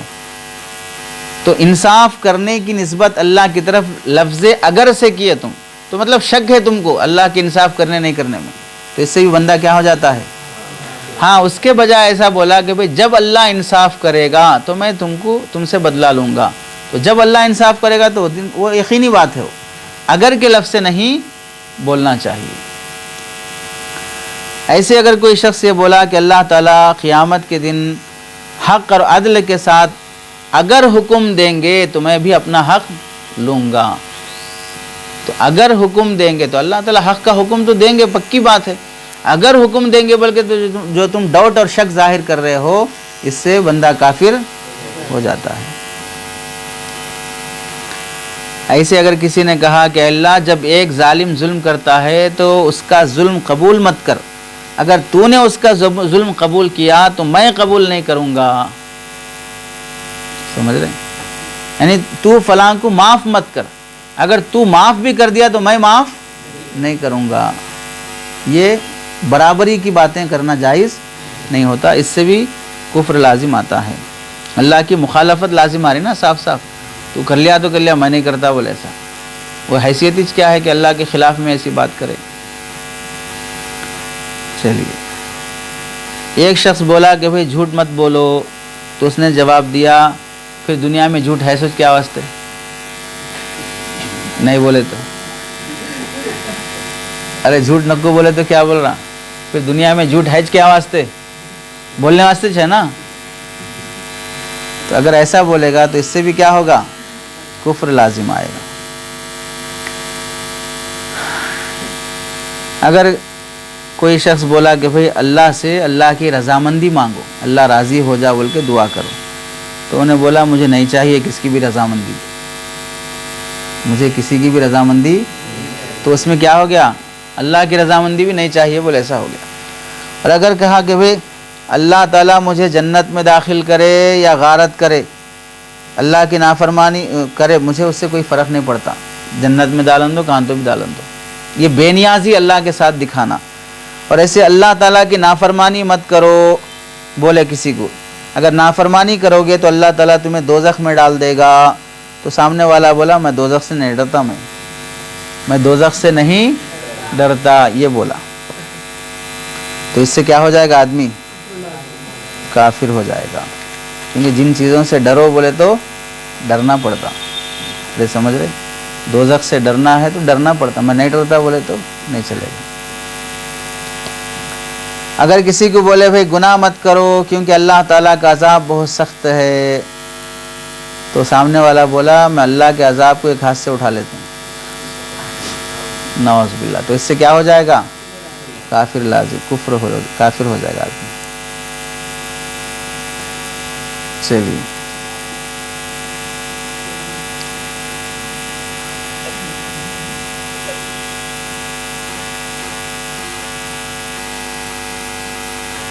اگر کوئی شخص یہ بولا کہ بھئی اللہ تعالیٰ اگر یہ دونوں جہاں نہ بناتا، یعنی دنیا آسمان نہیں بناتے، دنیا اور آخرت، تو میں تمہارے سے اپنا حصہ لے لیتا تھا، دنیا میں نہیں لے سک رہا ہوں، اور آخرت میں ملتا کہ نہیں ملتا کہ نہیں معلوم میرے، یہ دونوں جہاں نہیں ہوتے تو لے لیتا تھا، کیسے لے لیتا؟ ارے سمجھ رہے؟ تو یعنی دونوں جہاں کے پیدا کرنے پر اعتراض ہے اس کو، اس سے بھی بندہ کیا ہو جاتا ہے؟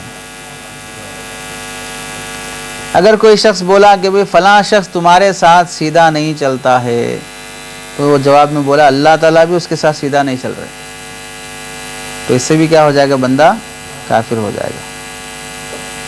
اگر کوئی بخیل، کنجوس، مال کا حریص، لٹیرا یہ بولا کہ بھئی اللہ تعالیٰ کو پیسے بولے تو بہت پسند ہے، اللہ کو پیسے بہت پسند ہے، اس واسطے میرے کو نہیں دیے، دیکھو اللہ تعالیٰ دوسروں کو دیے، میرے کو نہیں دیے، میرے پیسے رکھ لیے اللہ تعالیٰ، تو اللہ کی طرف کیا منسوب کیا ہے؟ بخل کو منسوب کیا ہے، کنجوسی منسوب کیا ہے، تو اس سے بھی کیا ہو جائے گا؟ کہنے کا مقصد کیا ہے؟ اللہ کی طرف کنجوسی کو منسوب کرنا۔ اگر یہ بولا چلیے،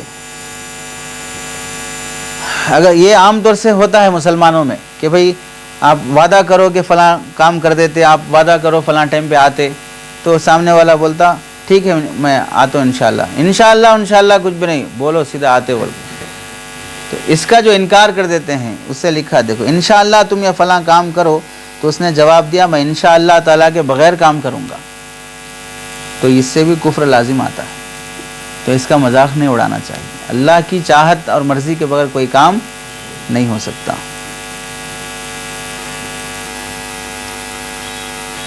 چلیے،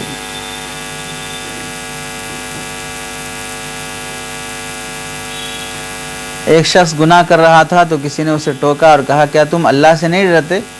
تو اس نے جواب میں کہا کہ نہیں، تو کیا ہو جائے گا؟ کافر ہو جائے گا۔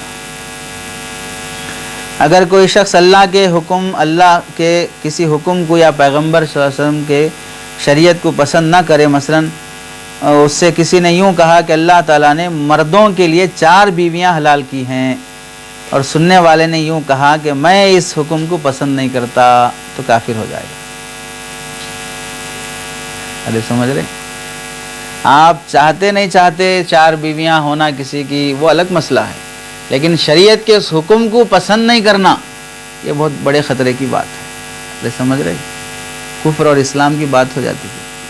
تو جتنی بھی خواتین ہیں وہ چاہتی نہ ہوں کہ ان کا شوہر کوئی اور نکاح کرے، لیکن اس حکم کو معمولی نہیں سمجھنا چاہیے۔ اس حکم کا انکار کرنا، اس حکم کو یا اس اجازت کو جو شریعت میں دی گئی ہے اس کو پسند نہیں کرنا، اس کی اجازت نہیں ہے۔ سمجھ گئے؟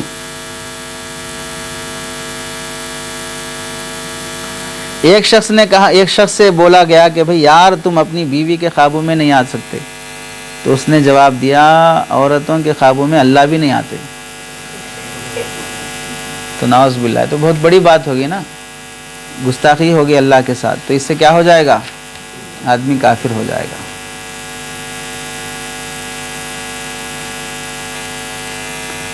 ایسے اللہ کے علاوہ کسی اور سے امید لگانے کی بات کرنا، میں آسمان پر اللہ سے امید لگایا ہوں اور دنیا میں تم سے امید لگایا ہوں، بس تم ہی میرا کام کر سکتے، ایسا اللہ کے ساتھ جیسی امید لگاتے ہیں ویسا بندے کے ساتھ بھی برابر کی امید لگانا، اس سے بھی کفر لازم آتا ہے۔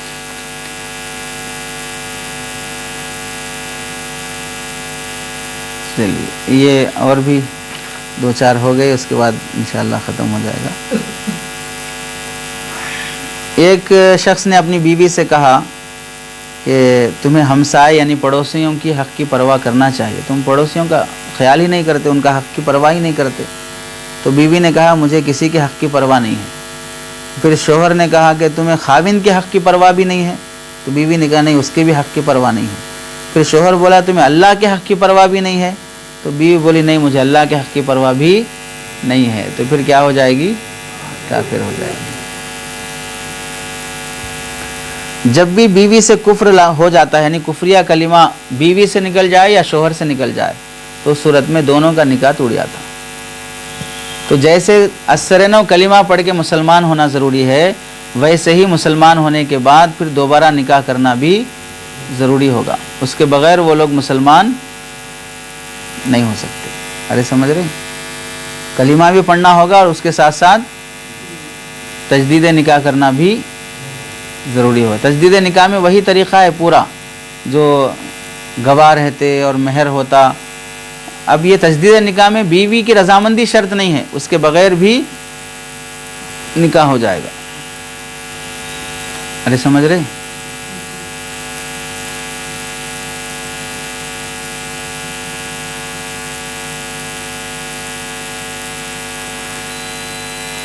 ٹھیک، یہ چند باتیں ہیں، اور بھی ہیں بہت ساری، اب اس پہ آپ قیاس کر لے سکتے ہیں کہ بھئی ایسی باتیں جو اللہ کی شان اور قدرت کے خلاف ہوتی ہیں، ان باتوں کے بولنے سے بندہ کیا ہو جاتا ہے؟ کافر ہو جاتا ہے۔ دوسری ایک چند بہت ضروری چیزیں ہیں کہ ہمارے سماج کے نوجوانوں سے یہ بہت بڑی غلطی ہو جاتی. گانوں میں بھی کفریہ الفاظ اور کلمات پائے جاتے ہیں.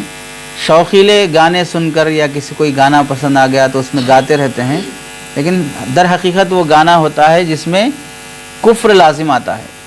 تو ویسے گانے گانے سے بھی بندہ کیا ہو جائے گا؟ حالانکہ وہ خواہش کی وجہ سے گانے گا لے کے ہے، لیکن گانے میں کیا مطلب ہے، شاعر کیا بولا ہے، اس سے کوئی بحث نہیں ہے. تو بندہ ایسے گانے گانے سے بھی جس میں کفریہ کلمات ہیں اس سے کافر ہو جاتا ہے. چند ہیں، دیکھیے یہاں پر ایک صاحب کتاب لکھے ہیں مستقل، 35 گانوں کے مصرے یہ جمع کیے ہیں کہ اس میں کفر لازم آ رہا ہے. اپنی محبوبہ کی تعریف کرتے ہوئے، یہ کون سا گانا ہے، کون سی فلم ہے مجھے بھی نہیں معلوم، کتاب سامنے ہے دیکھ کے بول رہا ہوں. اس میں ہے سیب کا موتی، سیپی آتی نا جس میں موتی رہتا ہے، سیب کا موتی ہے تو یا آسمان کی دھول ہے، تو ہے قدرت کا کرشمہ یا خدا کی بھول ہے. تو اس میں کیا منسوب کیا؟ اللہ کی طرف، اللہ کی طرف بھول کو منسوب کیا ہے. اللہ فرماتے ہیں لا یضل ربی ولا ینسا، اللہ سے کبھی بھول نہیں ہو سکتی ہے. اور ایسے ہی ہے دل میں تجھے بٹھا کر لوں گی بند آنکھیں، پوجا کروں گی تیری دل میں رہوں گے تیرے، پوجا کروں گی تیری دل میں رہوں گی تیرے. تو پوجا کروں گی تیری، یہ پوجا کیا مطلب ہے؟ عبادت کرنا، اس سے کفر لازم آئے گا. اور ایک تیسرا ہے ہائے تجھے چاہیں گے اپنا خدا بنائیں گے، اس سے بھی کیا لازم آیا؟ کفر ہے نہیں ہے اس میں. دل میں ہو تم آنکھوں میں تم، بولو تمہیں کیسے چاہوں، دل میں ہو تم آنکھوں میں ہو تم، بولو تمہیں کیسے چاہوں، پوجا کروں یا سجدہ کروں، جیسے کہو ویسے چاہوں. تو اس سے بھی کیا لازم آیا؟ پوجا کا لفظ ہے اس میں، سجدہ کا لفظ بھی ہے اس میں، تو اس سے آدمی کافر ہو جاتا ہے. تو یہ آپ لوگوں کو شاید چونکہ آپ لوگ نیک بندے ہیں تو یہ گانے وغیرہ سب آپ لوگ نہ سنتے نہ گاتے، گائے تو جوتے پڑتے، یہاں بھی پڑھتے آخرت میں پڑھتے. لیکن عوام جو لوگ ہیں کالج کے اسکولوں کے، تو ان لوگوں کو تو ظاہر سی بات ہے وہ لوگ چلتے پھرتے گانوں ہی میں ان کی زندگی گزرتی ہے. ڈرائیونگ کرنا ہو گانے سنتے رہتے، کچھ بھی ایسے ہی شوقیلے کچھ بھی محفلیں جمانا ہو، پارٹیاں کرنا ہو، گانے چلتے رہتے. ان لوگوں کو یہ سب سمجھ میں نہیں آتا کہ بھئی اس میں کیا لفظ بولا جا رہا ہے. اور ایک مصرع ہے کہ بھئی تمہارے سوا کچھ نہ چاہت کریں گے، جب تک جئیں گے محبت کریں گے، سزا رب جو دے گا وہ منظور ہوگی، بس اب تو تمہاری عبادت کریں گے. تو سیدھے کئی اس میں الفاظ کیا ہیں؟ کفر کے ہیں. اور ایک مصرع ہے یا رب تو نے یہ دل توڑا کس موسم میں، یا رب تو نے دل توڑا کس موسم میں. پس منظر کیا ہے پتہ نہیں، کسی مصرے کا حصہ ہوگا، لو فیلر ہوگا یہ شخص جو اس طرح کا. کیسے کیسے کو دیا، ایسے ایسے کو دیا، اب تو چھپڑ پھاڑ مولا، اپنی جیبیں جھاڑ مولا. نعوذ باللہ. تو یہ بہت مشہور گانا ہے. تو ایسے باتیں سننے سے بھی آدمی اگر مزے لے کے سن رہا ہو ایسے گانے تو اس سے بھی کفر لازم آتا ہے. اور ایسے ہی بے چینیاں سمیٹ کر سارے جہاں کی، جب کچھ نہ بن سکا تو میرا دل بنا دیا. تو کچھ نہ بن سکا کس کے لیے بول رہا ہے؟ اللہ کے لیے بول رہا ہے. تو اللہ کی طرف کیا منسوب کیا؟ عجز کو منسوب کیا. اللہ سے کچھ نہیں بن سکا تو میرا دل بنا دیا. تو یہ اس سے بھی کفر لازم آتا ہے. دنیا بنانے والے دنیا میں آ کے دیکھ، صدمے سہے جو میں نے تو بھی اٹھا کے دیکھ. تو اللہ رب العزت کی طرف کیا منسوب کر رہا ہے؟ یعنی اللہ کو اس کی جہالت منسوب کر رہا ہے کہ بھائی جو تکلیفیں میں اٹھایا ہوں آپ نہیں جانتے وہ تکلیفیں کیا ہیں، آپ آگے دیکھو کیا حاصل رہا. تو اس سے بھی کیا لازم آتا ہے؟ کفر لازم آتا ہے. ایسے ہی ایک جملہ ہے دنیا بنانے والے کیا تیرے من میں سمائی، تو نے کاہے کی دنیا بنائی. اس سے بھی کفر لازم آتا ہے. یہ بہت اہم چیزیں ہیں جو ہمارے نوجوان گاتے رہتے. یہ مثال ہے صرف، یہ آپ اس سے سمجھ لو کہ اللہ کی شان میں گستاخی والا کوئی بھی جملہ اس میں آ رہا ہے تو اس سے بندہ کافر. اب ضروری نہیں ہے کہ بھئی لکھنے والا جو مصنف ہے بیچارہ اتنا سب کرنے کے لیے کتنے گانے سنے ہوں گے نہیں معلوم ہو، تاکہ مسلمانوں کو کفریہ کلمات سے بچا سکیں. ورنہ تو سارے گانے سن کے ہر گانے میں سے کفریہ کلمات نکالنے کی ذمہ داری تو نہیں ہے نا. اصول بیان کر دیں گے بھئی کیا باتیں آ رہی اسے خود سمجھ جاؤ کہ اس سے کفر لازم آ رہا نہیں لازم آ رہا. اور ایک لفظ ہے کہ کتنا بڑا گستاخی والا جملہ ہے، دیکھو اللہ حفاظت فرمائے. اے خدا ان حسینوں کی پتلی کمر کیوں بنائی، تیرے پاس مٹی کم تھی یا تو نے رشوت کھائی. نعوذ باللہ. اور یہ صریح مسلمانوں میں کفر لانے کی شکلیں ہیں یہ، لیکن مسلمان اسے گانے کی شکل میں گاتے رہتا. کتنی بڑی گستاخی اللہ کی شان میں اس طرح کا جملہ. اور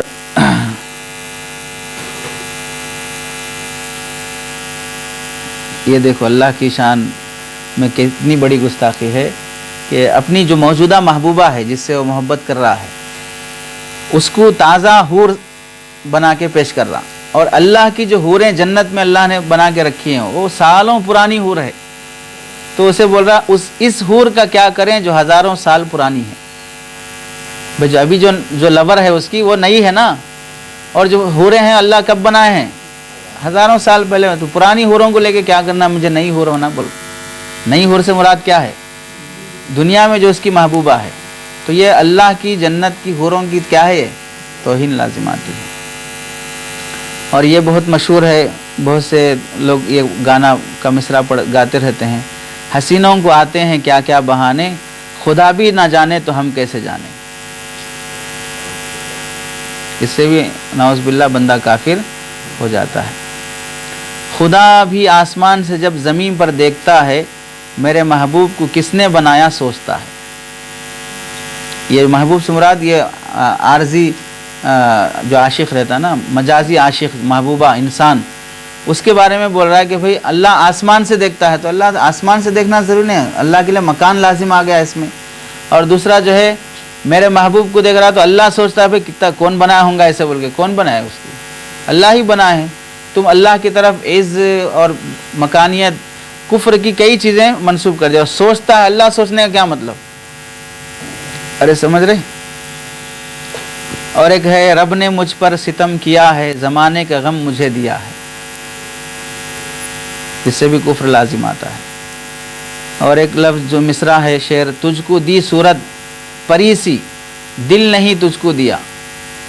تجھ کو دی صورت پری سی یعنی بہت خوبصورت ہے لیکن دل نہیں دیا. ملتا خدا تو پوچھتا یہ ظلم تو نے کیوں کیا. ارے سمجھ رہے؟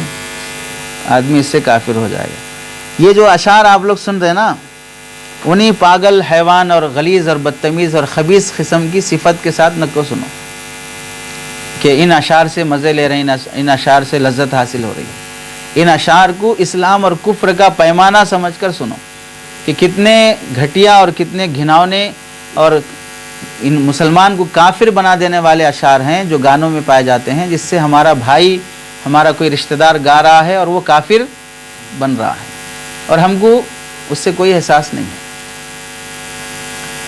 اور ایک شعر ہے،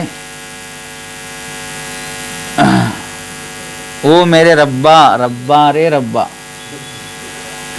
یہ کیا غضب کیا، جس کو بنانا تھا لڑکی اسے لڑکا بنا دیا. تو اللہ کی طرف غلطی منسوب کیا ہے اس میں، چوک. یعنی اللہ کو کسے لڑکا بنانا کسے لڑکی بنانا نہیں معلوم ہے اور تم اللہ کو یہ بتا رہے کہ غلطی ہو گئی بول کے. سمجھ رہے؟ اس سے بندہ کیا ہو جائے گا؟ کافر ہو جائے گا. اب آگے جو بھی ہوگا، جو بھی ہو انجام دیکھا جائے گا. خدا تراش لیا اور بندگی کر لی. خدا تراش لیا اور بندگی کر لی. اس میں بھی کفر ہے ساری. میری نگاہ میں کیا بن کے آپ رہتے ہیں، خدا کی قسم خدا بن کے آپ رہتے ہیں. تو اس سے بھی بندہ کافر ہو جاتا ہے. کسی پتھر کی مورت سے محبت کا ارادہ ہے. کسی پتھر کی مورت سے، یہ کب بولتا ہے احمق؟ جب اس کی جو فزیکل محبوبہ ہے وہاں وہ فیل ہو گیا تو اب انسانوں سے محبت نہیں، بھی اب کسی مورتی سے محبت کر لیں گے. یہ لوگ کیا ہو گئے؟ بے وفا ہو گئے، دھوکہ دے دیے، بولے ایسا. تو تب بول رہا ہے کسی پتھر کی مورت سے محبت کا ارادہ ہے، پرستش کی تمنا ہے، عبادت کا ارادہ ہے. تو اس سے ہی بندہ کیا ہو جائے گا؟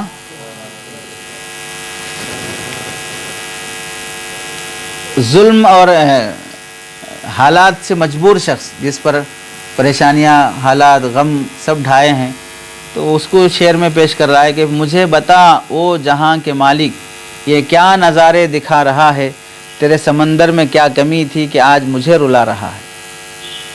یعنی پانی چھونا تھا نا، تو پانی سمندر میں ہے نا، آپ میرے آنکھوں کا پانی کیوں نکال رہے ہیں؟ تو یہ بھی اللہ کی شان میں گستاخی ہے، اس سے بھی بندہ کافر ہو جاتا ہے. ہر دکھ کو ہے گلے لگایا، ہر مشکل میں ساتھ نبھایا، ان کی کیا تعریف کروں میں، فرصت سے ہے رب نے بنایا. فرصت سے ہے رب نے بنایا. تو اللہ کی طرف فرصت کا لفظ منسوب کرنا، یہ اللہ کی شان میں کفر کو لازم کر دیتا ہے. اے خدا بہتر ہے کہ تو چھپا دے، تو چھپا پردے میں ہے. اے خدا بہتر ہے یہ کہ تو چھپا پردے میں ہے، بیچ ڈالیں گے تجھے یہ لوگ اسی چکر میں ہیں. اللہ کی طرف بیچنے کی بات منسوب کرنا. اب یہ جان لے لے یا رب، یا ایمان لے لے یا رب، دو جہاں لے لے یا رب، یا خدا فنا فنا یا دل ہوا فنا. پاگل طرح کی مصرے ہیں جو بھی ہیں. یہ شاید مشہور ہے شعر، جب تیرے نینا میرے نینوں سے لاگے رہے، تب سے دیوانہ ہوا سب سے بیگانہ ہوا، رب بھی دیوانہ لاگے رہے. تو اللہ رب العزت کی طرف لفظ کیا منسوب کیا؟ جو بھرتا نہیں وہ زخم دیا ہے، مجھ کو نہیں پیار کو بدنام تو نے کیا ہے. جسے میں نے پوجا مسیحا بنا کر، نہ تھا یہ پتہ پتھروں کا بنا ہے.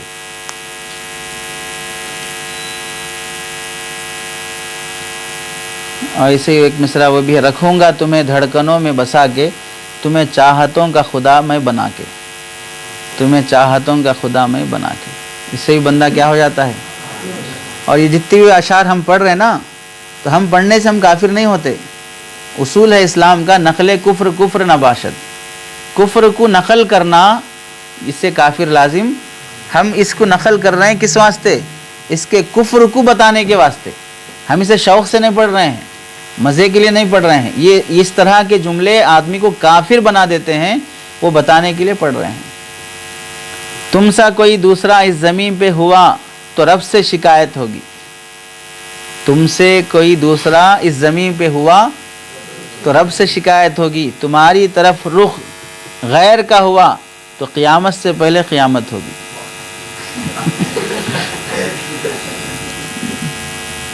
جی پاگل کتوں کو چھوڑ دیے پیچھے اس کے، تو قیامت ہو جائے گی اس کی پھر. چلیے، اور ایک شاید انہوں پورا گانا ہی نقل کیا یہاں پر، پورے مصرے ہی، جس میں پورے مصروں میں کفر ہی کفر ہے. ایک پڑھ دیتے ہیں صرف اس میں سے شعر. محبت کی قسمت بنانے سے پہلے، زمانے کے مالک تو رویا تو ہوگا. محبت پہ یہ ظلم ڈھانے سے پہلے، زمانے کے مالک تو رویا تو ہوگا.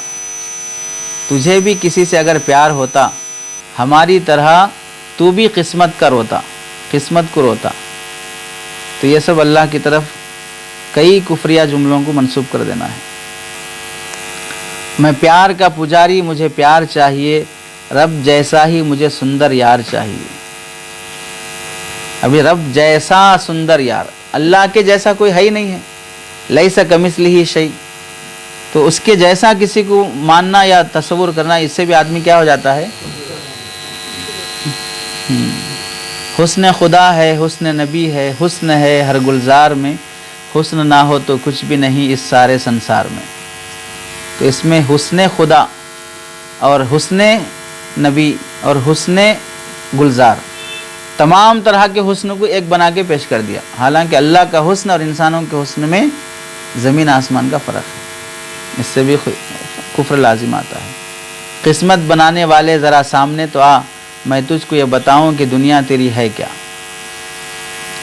یہ اللہ کی شان میں بہت سخت توہین ہے، اس سے بھی بندہ کیا ہو جاتا ہے؟ کافر ہو جاتا ہے۔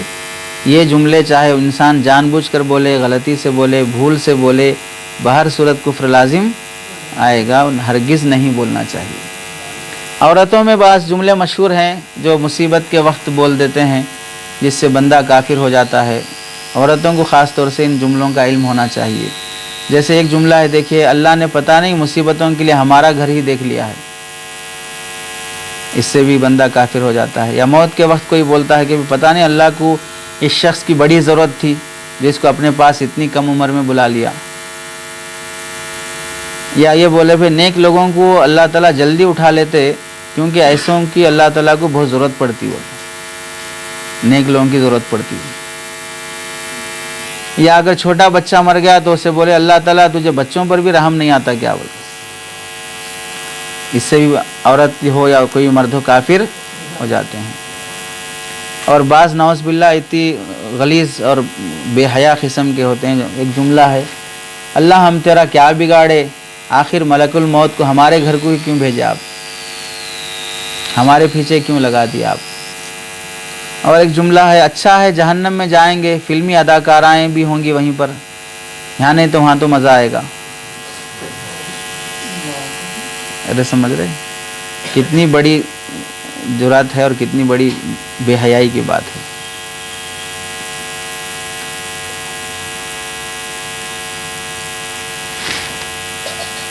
بعض علماء اس کو بھی لکھیں کہ بھئی اگر تم لوگ جنت میں چلے گئے تو سگریٹ جلانے کے واسطے ہمارے پاس یعنی دوزخ میں آنا پڑتا ہو۔ جنت میں سگریٹ ملتی نہیں ملتی، سگریٹ ملتی لیکن جلانے واسطے جہنم میں جانا پڑتا ہے۔ اگر کوئی بولا کہ بھئی چلو ظہر کی نماز پڑھیں تو دوسرا آدمی مذاق سے بولا یار آج تو چھٹی کا دن ہے، نماز کی بھی چھٹی کر دو، تو اس سے بھی بندہ کیا ہو جاتا ہے؟ کافر ہو جاتا ہے۔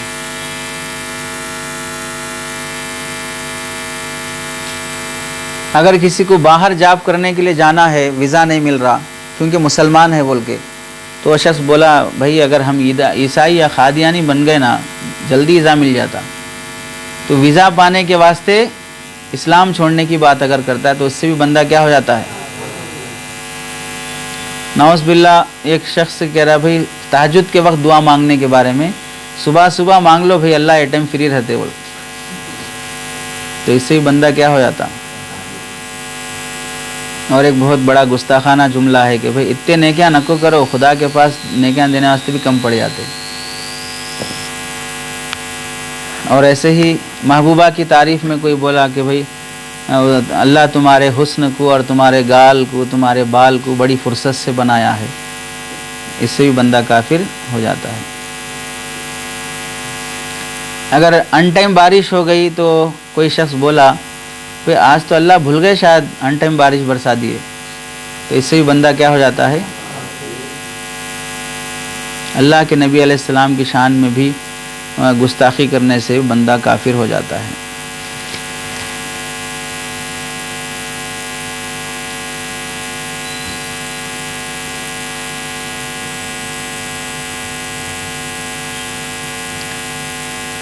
ایک بہت اہم جملہ ہے، نماز کی دعوت دینے پر کوئی بولا کہ ہم نے کون سا گناہ کیے کہ جس کی بخشوانے کے واسطے ہم آگے نماز پڑھیں، آگے نماز پڑھو بولے تو ہم کیا گناہ کرے بول کے آگے نماز پڑھ لے کہ بخشش مانگنا اللہ سے، اس سے ہی بندہ کیا ہو جاتا ہے؟